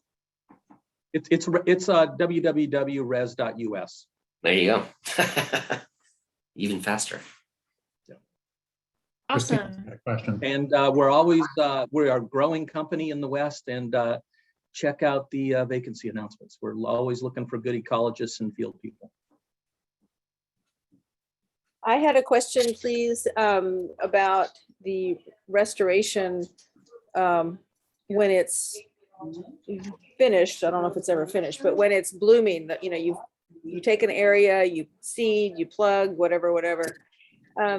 is there anyone who's coming in and doing any sort of like pollinator counts before, after, you know, another year later? I mean, I'm certainly happy for all these native plants to be getting on the landscape. That's exactly what we want. But so are there more pollinators, either native bees or butterflies or whatever happening? So we do have a comprehensive monitoring program that's required for the project. So it's pretty nice. Not a lot of projects have a monitoring program. And so these plots will be pretty sophisticated, and they'll be able to provide abundances for individual species across the landscape. And that could be used for that kind of thing. That's not one of our success criteria to note pollinators, but all the regulators are obviously highly interested in the pollinators, particularly because the Franklin's bumblebee has been recently listed.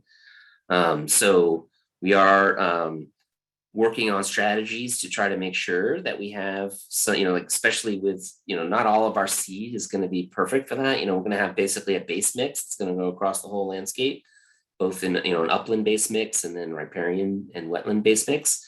And then for seed that we don't have enough of to put on the whole landscape, we'll be focusing in areas that we want to try to really encourage that development of, you know, diverse pollinator mixes, and maybe plant some of our rhizomes and plugs, and make those patches adjacent to healthy looking grasslands, right? Or oak woodlands.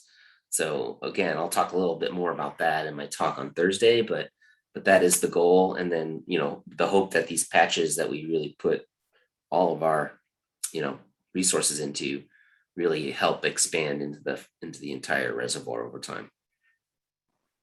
And maybe I'll just quickly say, Christina, that this project is primarily a fish passage project. That being said, if there, you know, we have somebody coordinating. I mean, you know, there are a lot of people who are interested in doing pre and post project looks at performance and all that kind of ecosystem function, and you know, academics, not NGOs and things like that. So we have somebody trying to coordinate all that if people are interested in getting on the ground and, you know, working on that. I'm not offering money or jobs, but we certainly do want to facilitate that kind of investigation during and post project. Just get a hold of me or Josh. Great.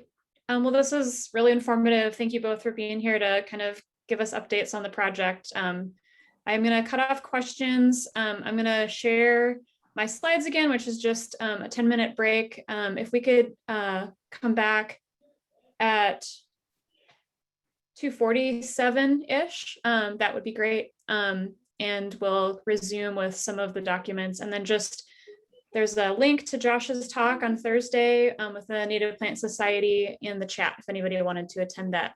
I'm going to take a quick restroom break, but I'll be back if anybody wanted to pop on during the break and ask any questions. I want to be available for that, but I just need 2 minutes or so and I'll be back. Thanks, everyone.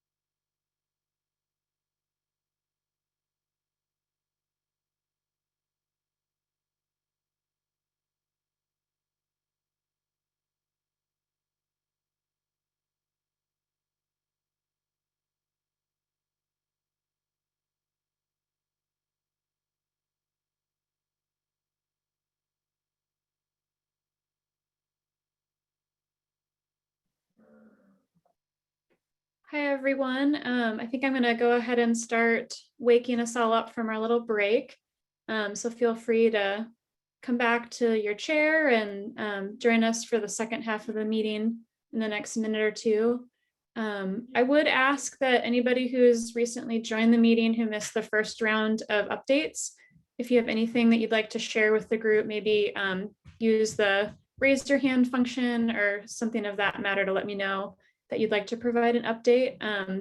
Yeah, anything that you think that the group would benefit from, an event that you're hosting, an opportunity to have volunteers be involved, or something that you've noticed about native plants, something maybe that you've observed after the fire and natural regeneration or seeding mixes or anything that happened. And then I also ask, since we didn't do introductions to save time at the beginning, if you've recently joined, maybe just put your name and the organization you're a part of, if any, in the chat if you're able.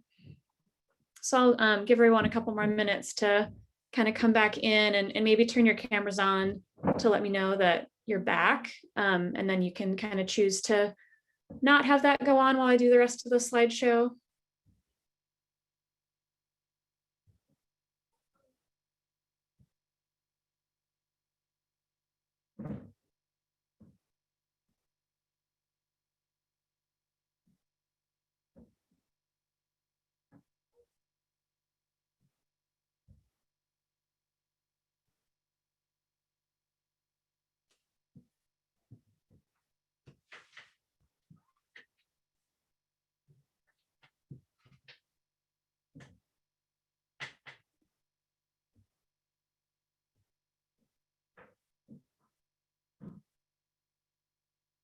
Okay, awesome. I think that folks seem to be returning, and in the interest of time, I would like to keep moving. Just one more call if there's anybody who wanted to say a brief piece, introduce themselves to the group if you're newer, or any work that you're doing that might be applicable to this group. And then also it looks like there's Bear Creek cleanup on Saturday, September 25th. And if you want more information from that, Sarah is here from Rogue Basin Partnership. And I don't know, Sarah, if there's a link you can maybe share in the chat, but that would be helpful. Anybody want to provide an update, or should we move on with the slides?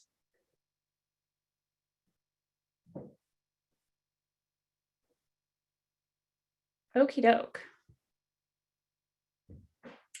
So the next part of this meeting is just to talk a little bit with you all about sort of a new strategy we're trying to develop with the Rogue Native Plant Partnership to think about climate change and how we might adapt some of our current strategies to just have that thought process in mind.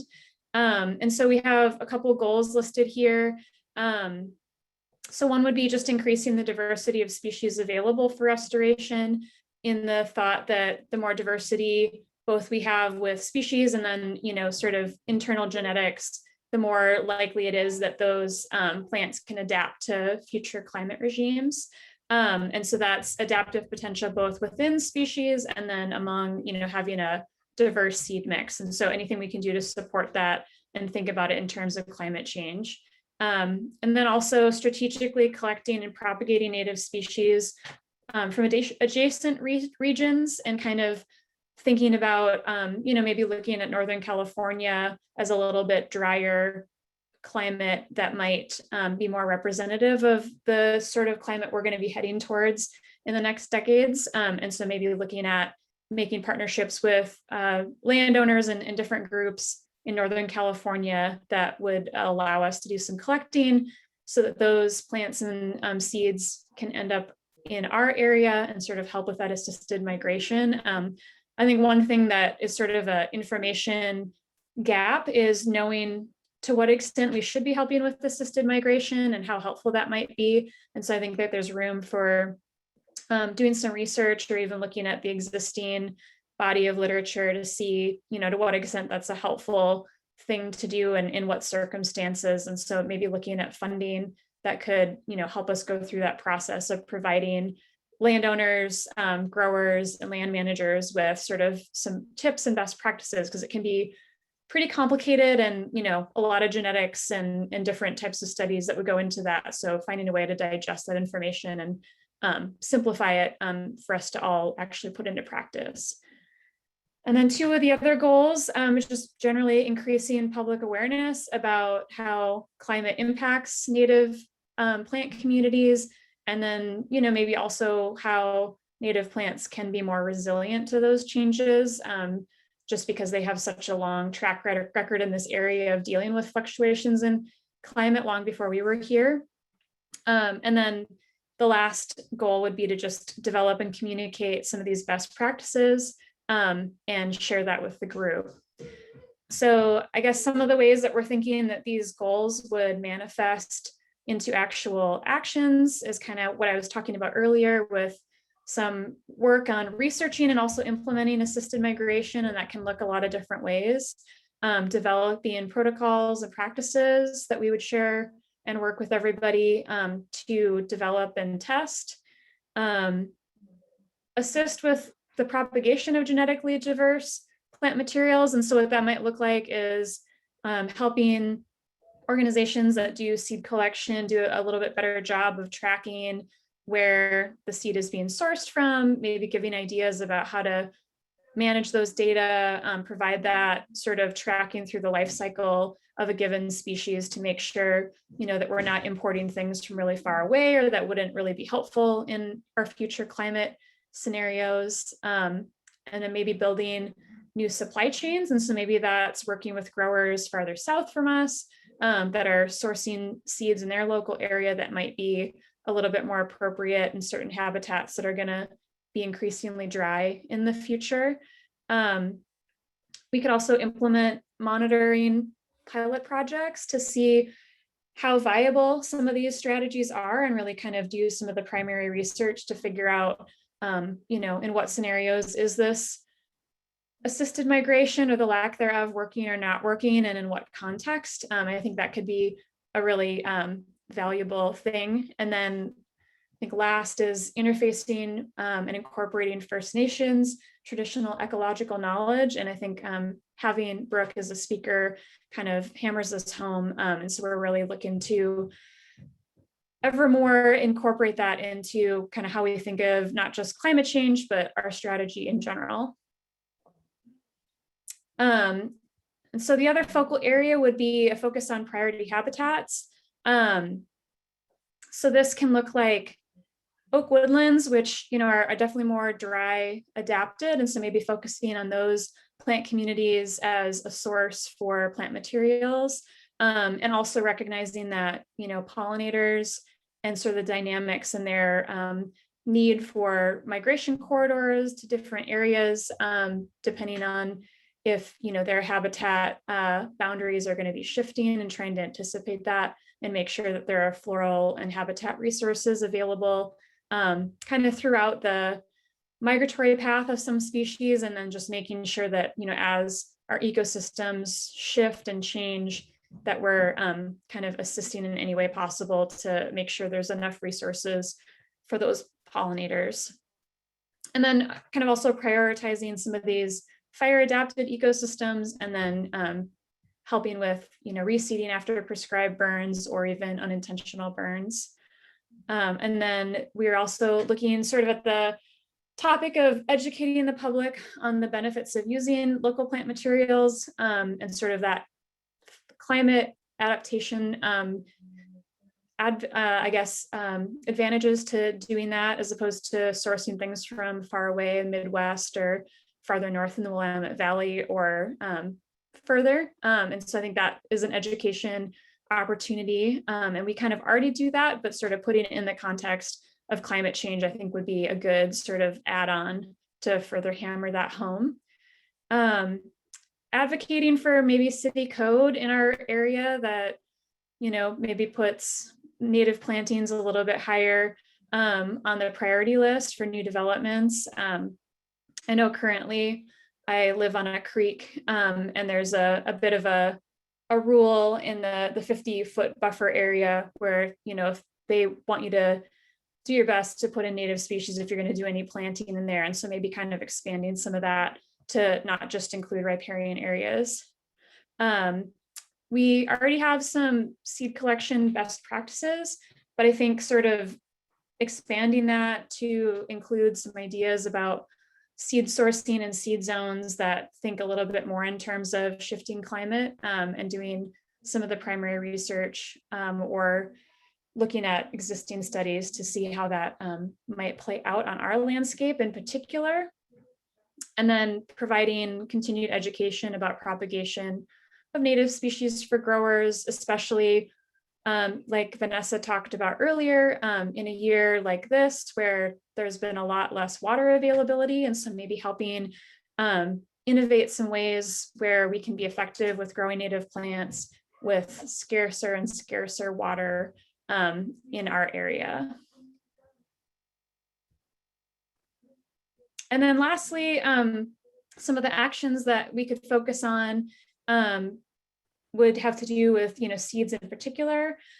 So having a seed mix for our area that's kind of planning ahead for this disturbance response, and so having, in the case of the Alameda fire, for example, after that fire occurred, there was sort of a very quick turnaround to sort of come up with a seed mix and develop priorities and think through the pros and cons and the strategies of different species and what our response would be. And so maybe doing some advanced planning, knowing that we're going to see more fire, we're going to see more of these disturbance events, and actually having some of those seed mixes and prioritization and that thought process already planned out, and anticipating some of these issues that we're going to be dealing with in the future. Adding more collections from, maybe a wider range of altitudes or different larger portions of the region. Again, I'm thinking Northern California. There are some strategies of using seed technology, and a lot of times that's sometimes coatings on seeds that allow them to be more resilient to really droughty fall. And so one thing I've noticed in this area is over the last several years, it's been less predictable when the rains come. And sometimes we'll have some rain in September, and then it'll go away for 3 or 4 weeks and come back again. And if you had a restoration project and you had seeded in that first wave of rain, things are germinating, and then all of a sudden the rain goes away. And that can be really difficult for little seedlings to deal with, even if they are native and locally adapted to our climate. I think that's one of the shifts I'm seeing in our climate, is just a little bit less being able to predict when the rains are going to start and then when they're going to stick around and be consistent. And then I think another thing that the Rogue Native Plant Partnership can bring to the table is just sort of helping, both internally doing a better job of tracking seed sources, but providing resources to other partners in our area and maybe in other areas for, how to be tracking, where seed is being collected from, where it's being grown, and where it ends up on the landscape, both because, that allows us to know what genetics are being put on the landscape, but also if we are going to try to use adaptive management and learn from what we've done, knowing that information is going to help us have the best possible information for knowing what strategies are effective and maybe which ones are not. And then lastly, increase the number and size of, partners working locally to produce seed, both here and then outside of the basin. So I believe that's my last actions to support climate. I know that was really brief. I will say, if any of you are interested in reading the document that mainly Eugene Weir, who's on the call, put together, and then Tula and I and some others collaborated on it. We are hoping to kind of gather some feedback. This isn't necessarily seen as like a finalized plan, but it's just sort of the beginning of our thought process to just incorporate this mindset into all things native plants in our area. So yeah, I'm going to just say that if you'd like that document and be able to read it, you can go to the Rogue Native Plant Partnership website in the resources library, and it's listed there. I think Tula could also email it to you if you're not able to find it that way. And really, I kind of went through it pretty thoroughly, but there is a little bit more detail there. So let's open it up for a few questions. I thought I saw a raised hand, and I'm going to try to shift my screen. Eugene, do you want to speak to this at all? Yeah, I just wanted to personally say thank you for synthesizing the ideas that we worked on together a little while back. And I think you did a great job of presenting that. And since we had that conversation, I had one other thought cross my mind. And, in sort of watching plant communities recover within the Alameda fire area, it made me think that intentional collection of seed from locations that have experienced disturbance in, say, the last 5 years or so could be part of a strategy of helping to adapt the genetics towards more resilient, basically introducing and continuing to propagate the most resilient genes in these plant communities. So the plants that respond best to the disturbances are probably likely to continue to respond well in the future. And so rather than necessarily searching for seed outside the basin from drier areas, we might just consider looking at some of the plants that are doing well in already, stressed plant communities in our region, and being intentional about that. But I think we all need to be really thinking about this. I mean, climate change isn't just happening to us, and it's not just this buzzword that's floating around and, through all different kinds of circles. It's really something we could do something about in the course of our work here. And so we're seeing resilience on restored riparian sites, and that's very hopeful and encouraging. And it makes us think that with intention, we can better improve our plant community along Bear Creek and elsewhere to be more resilient. So I'm excited about this stuff, and I hope we can pursue some opportunities, funding to implement some of this work in the next couple of years. Yeah, and that's a perfect lead in, Eugene. We sort of internally have like a separate sort of climate change group that has met one time through the Rogue Native Plant Partnership. If anybody is interested in joining or providing input in that, I would welcome that. You could email me or Tula to become more involved. And one of the first things that we'd like to do is look at funding opportunities to pay for folks' time to work on some of these issues. And I guess, I will open it up to the group if any of your organizations are at a spot where you'd be interested in collaborating on a grant proposal, and maybe your organization wanted to be the lead entity on that. We could collaborate and find a way to make that happen. I think currently, I just would really be interested to know, if there's other groups who really wanted to take that and run with it. And I'd really want to help support in any way possible. And we have a list of 8 or 10 grants that we already know of that would be worth applying to or looking into further. And so we've started to do a little bit of that, sussing out to see what opportunities are out there. And I think in the next couple of years, there's going to be a lot of opportunities for growth in that region, in the funding realm. Any other questions?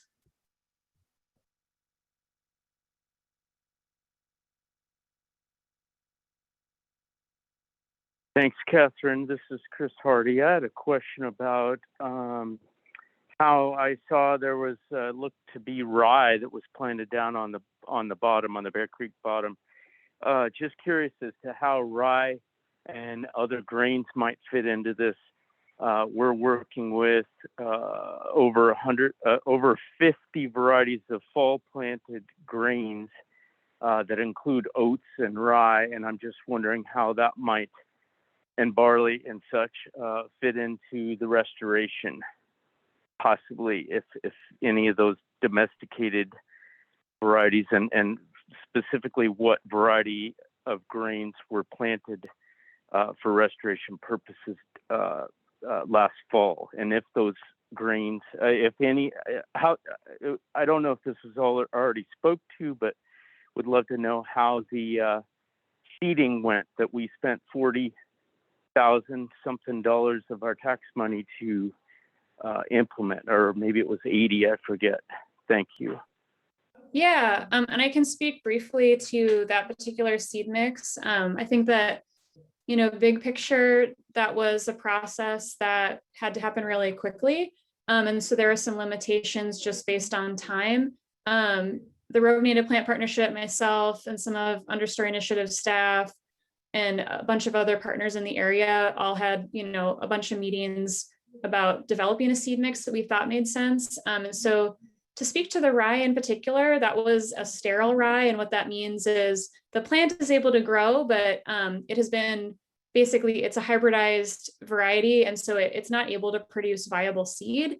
And the reason we chose that, it's obviously a non-native, is that there was the concern that we would have a big flush of blackberry and other weed species that were going to come in after the fire. And so we wanted to use seed that was inexpensive, available, and that wouldn't take over the site long term and would be very temporary. And so the rye and the clover that were in that seed mix were specifically chosen because they have been shown to be really prominent for a year or two, provide sort of that soil stabilization. And so we're not having a bunch of soil loss in rain events, and will kind of hold space. And then also having that rye on the landscape, if we go in and we do blackberry control or we do any other restorative measures, we're not really worried about negatively impacting those rye stands, because it's something we eventually want off the landscape anyways. It's really like a placeholder for getting some of the weeds that we were worried about, the invasive species, under control for the first 2 years after the fire.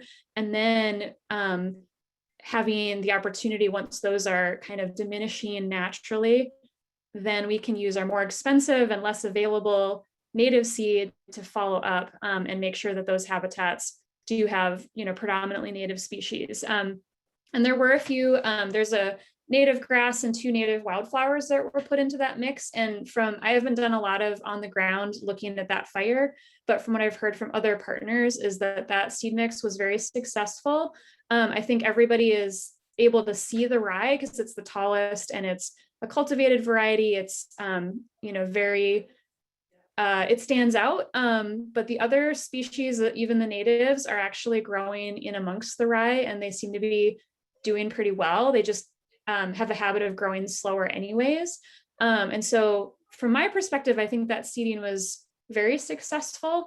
It'll be interesting to see how long it takes for the rye and the clover to sort of diminish over time, and also how the weed control process goes.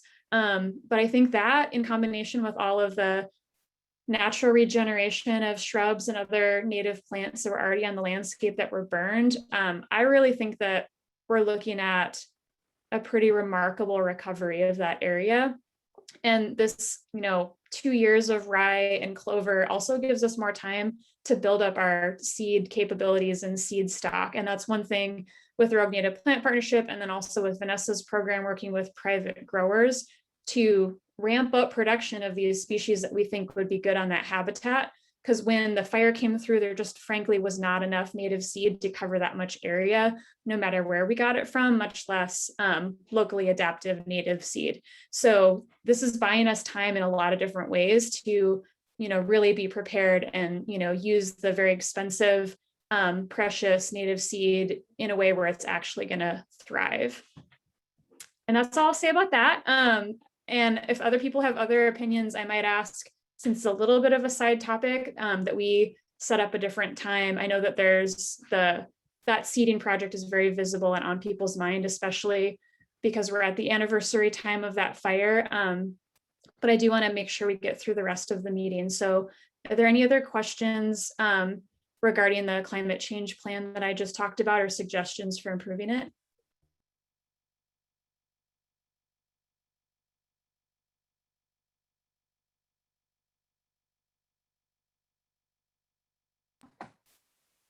The only last thought I have, Kathryn, is perhaps we, in looking at the material, perhaps it would be good for us to articulate why, somewhere in there to say why it's important that we adapt, because we're experiencing disturbance at a higher rate, because human communities depend on these plant communities for ecosystem services, and their homes are surrounded by them, things like that. Somewhere in our materials, it might be good for us to kind of list off the reasons why that we think it's so important that we do this. That's just something that popped up for me. Yeah, I think that's a really valuable point. And again, I mean, this document, it's kind of just a formalization of some ideas so that when we go into like a grant writing phase of trying to get funding support to really dig into some of these projects, we have some ready-made language, goals and objectives to use. And I would encourage anybody who's on this call, to use any of this language that you find helpful. And, we can have a conversation about what it might look like to do a joint grant application, or if you have an ongoing project that deals with climate change or your organization has a particular strategy that this might be applicable to. I think it's good to have things written down and clear, and then we can move from there to, what next. But yeah, I think articulating why, I think it's one of those things that's so obvious in a way, but also when you write it down and are a little bit more precise, it can be really helpful and illuminating. So maybe that's a good next step, Eugene. Thanks. And we have that spreadsheet of funding opportunities that we put together. It's not complete, obviously, but if anybody wants to take a look at that as well and think about how your organization can plug into some of the funding opportunities available around adapting to climate change, I'm happy to share that with you. And Christina, your hand is up. I don't know if you had a question.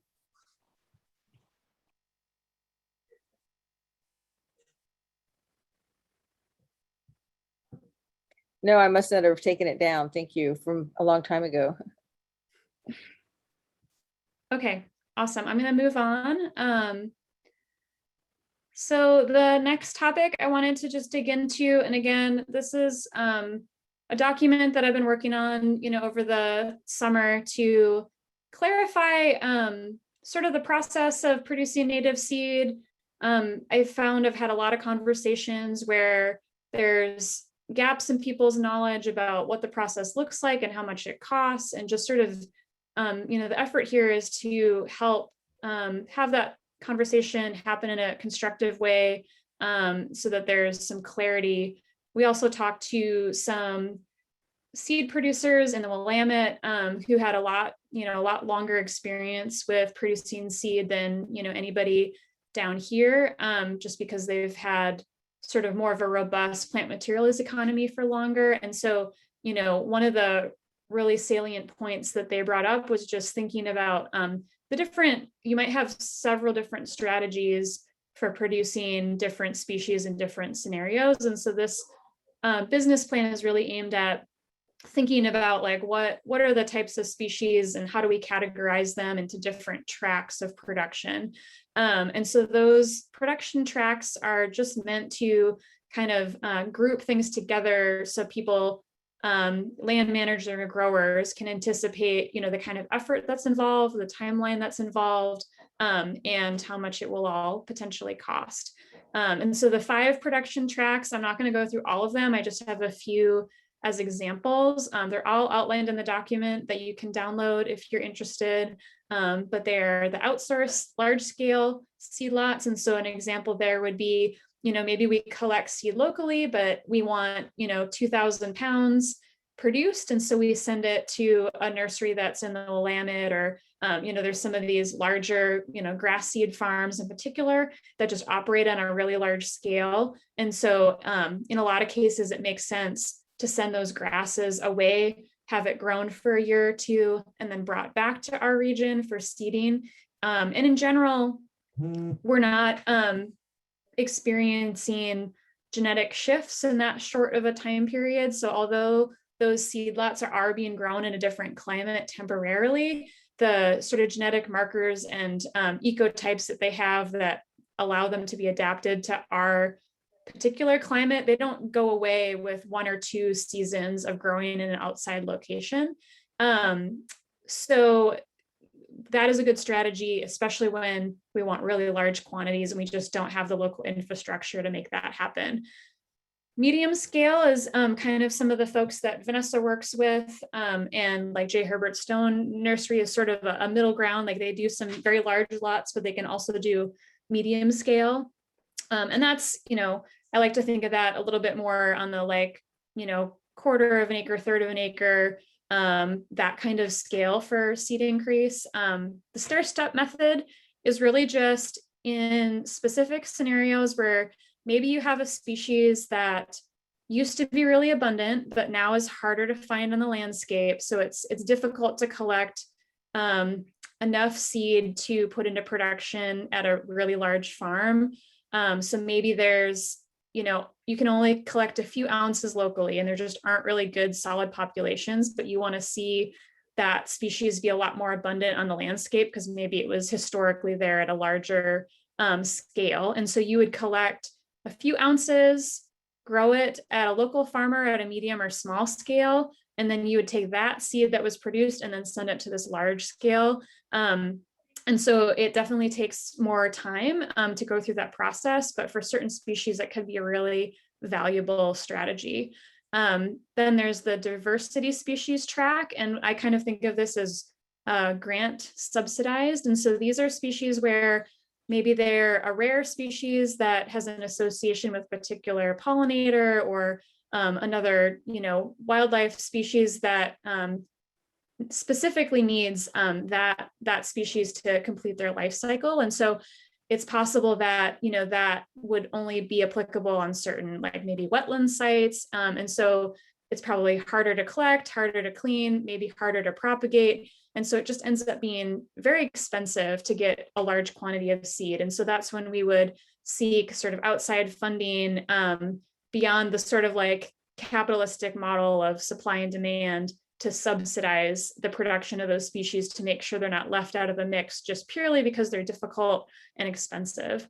And then the last track is wild collection, and that would be in scenarios where there's an abundant, like large population or many populations, and the seed is really easy to collect by hand.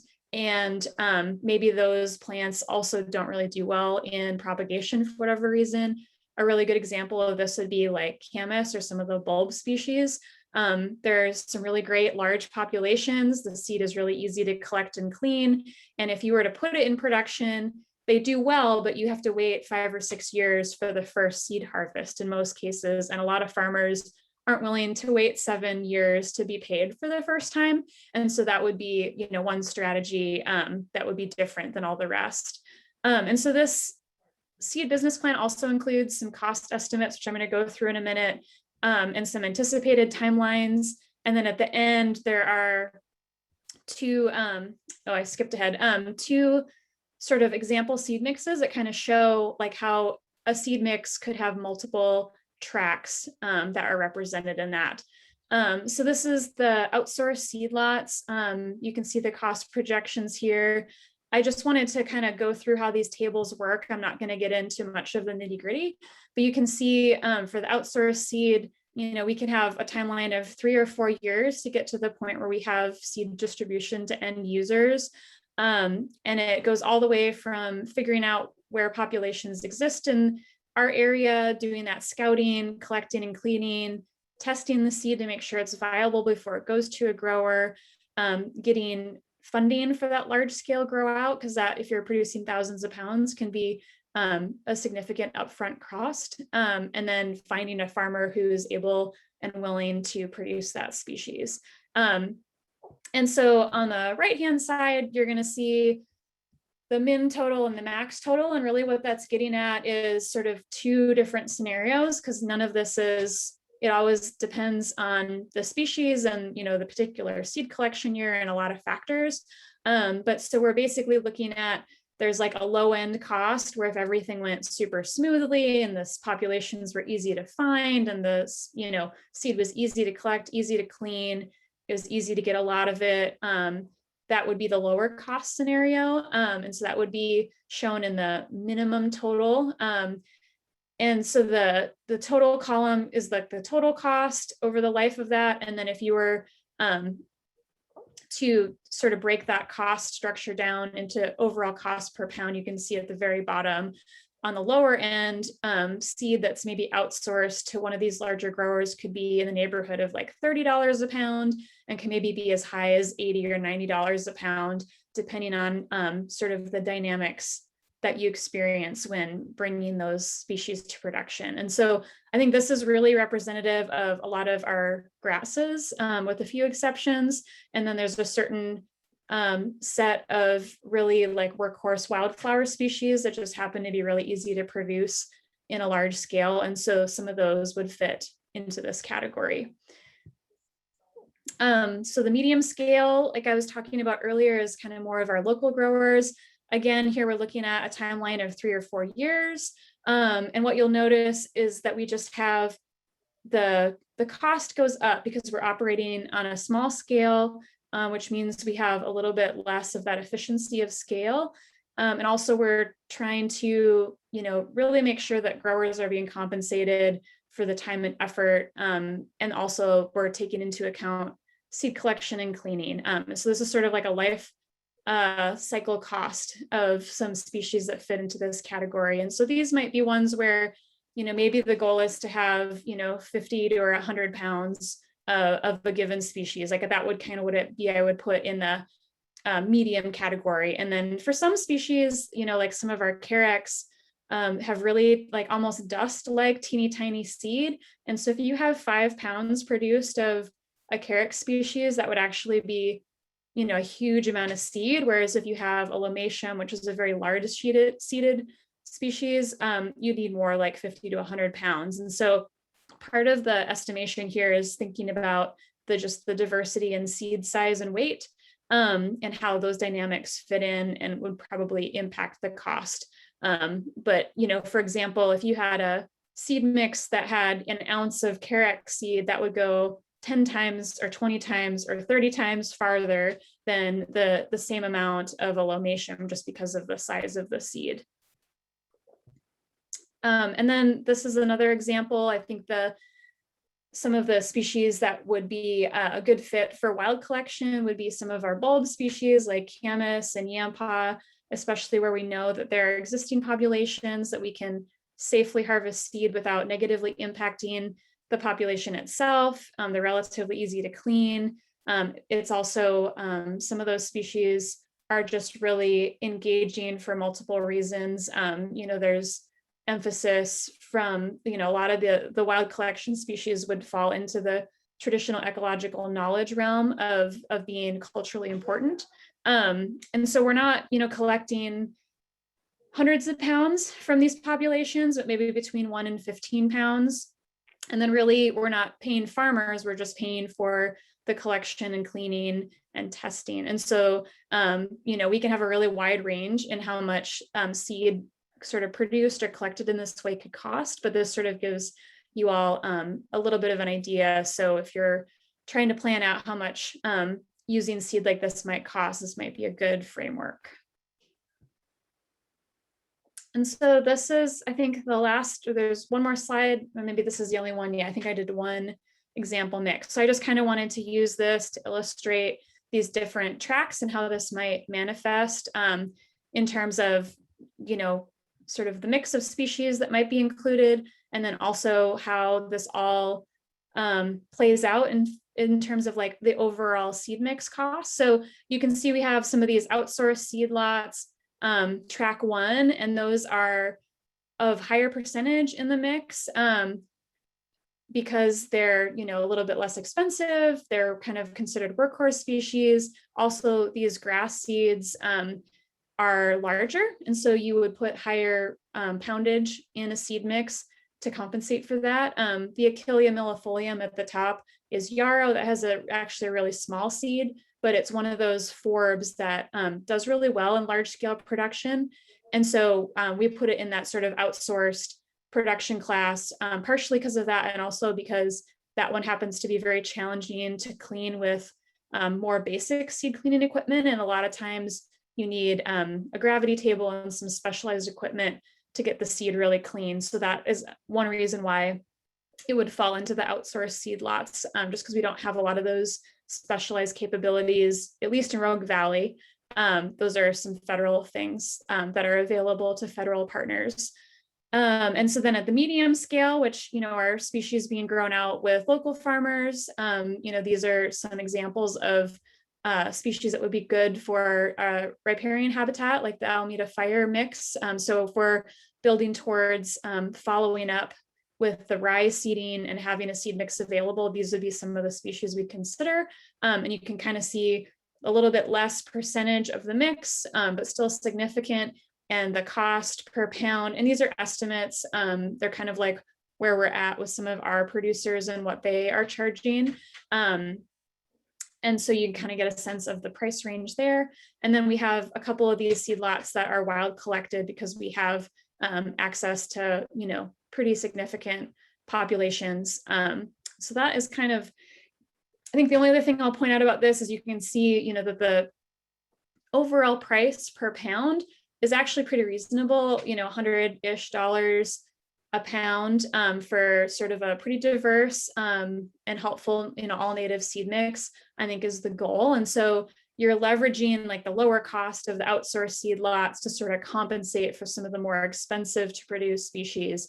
And you're still getting an ecologically helpful and important seed mix, but you're also not completely breaking the bank overall. And so I think that there can be a little bit of sticker shock with some of these seed prices, but just in the context of like utilizing the BLM as a partner who can provide access to these outsourced seed lots of grasses and workhorse species, we can really bring the overall cost of seed mixes down by having them play a significant portion of the mix.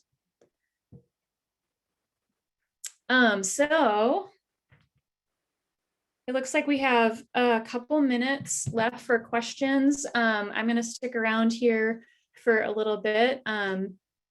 So if any of you have questions, definitely let me know. That seed business plan is in more detailed form on the website if anybody wanted to read it and provide, you know, any thoughts, and some of the tracks that I didn't go over in detail are available as well. So definitely let me know if you find that helpful.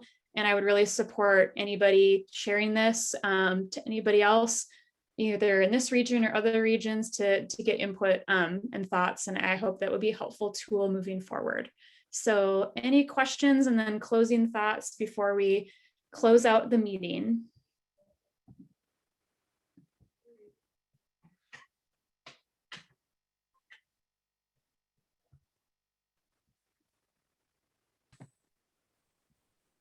Just like to say thanks, Kathryn.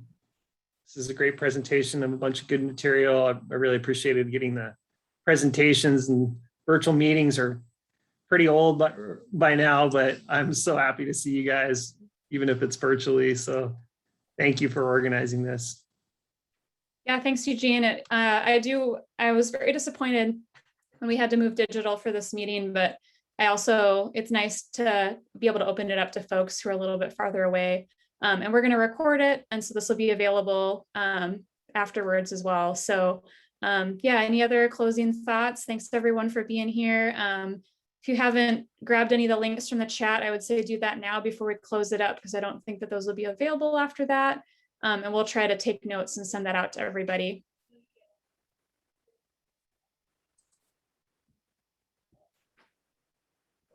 Thanks for another All great meeting, Kathryn. Thanks, Kelly. This time my dog didn't ruin. I think last time it was the dog got very excited in the middle of this. This is why I'm in the laundry room. So it went better this time. You know, it would have been better. The chaos. It's out there. You just don't hear it. It would have been better if you would have actually been doing laundry while you were Yeah. meeting. Multitasking. Right. All right. Well, thanks everyone. I really appreciate your time and energy. Let's see, there's a couple more things in the chat. I think people are just saying, yeah, goodbye. All right. Well, thanks everyone, and stay tuned for more cool developments. Thanks, Tula, for taking notes, and for everybody being here. Good seeing you all. Bye-bye. Take care.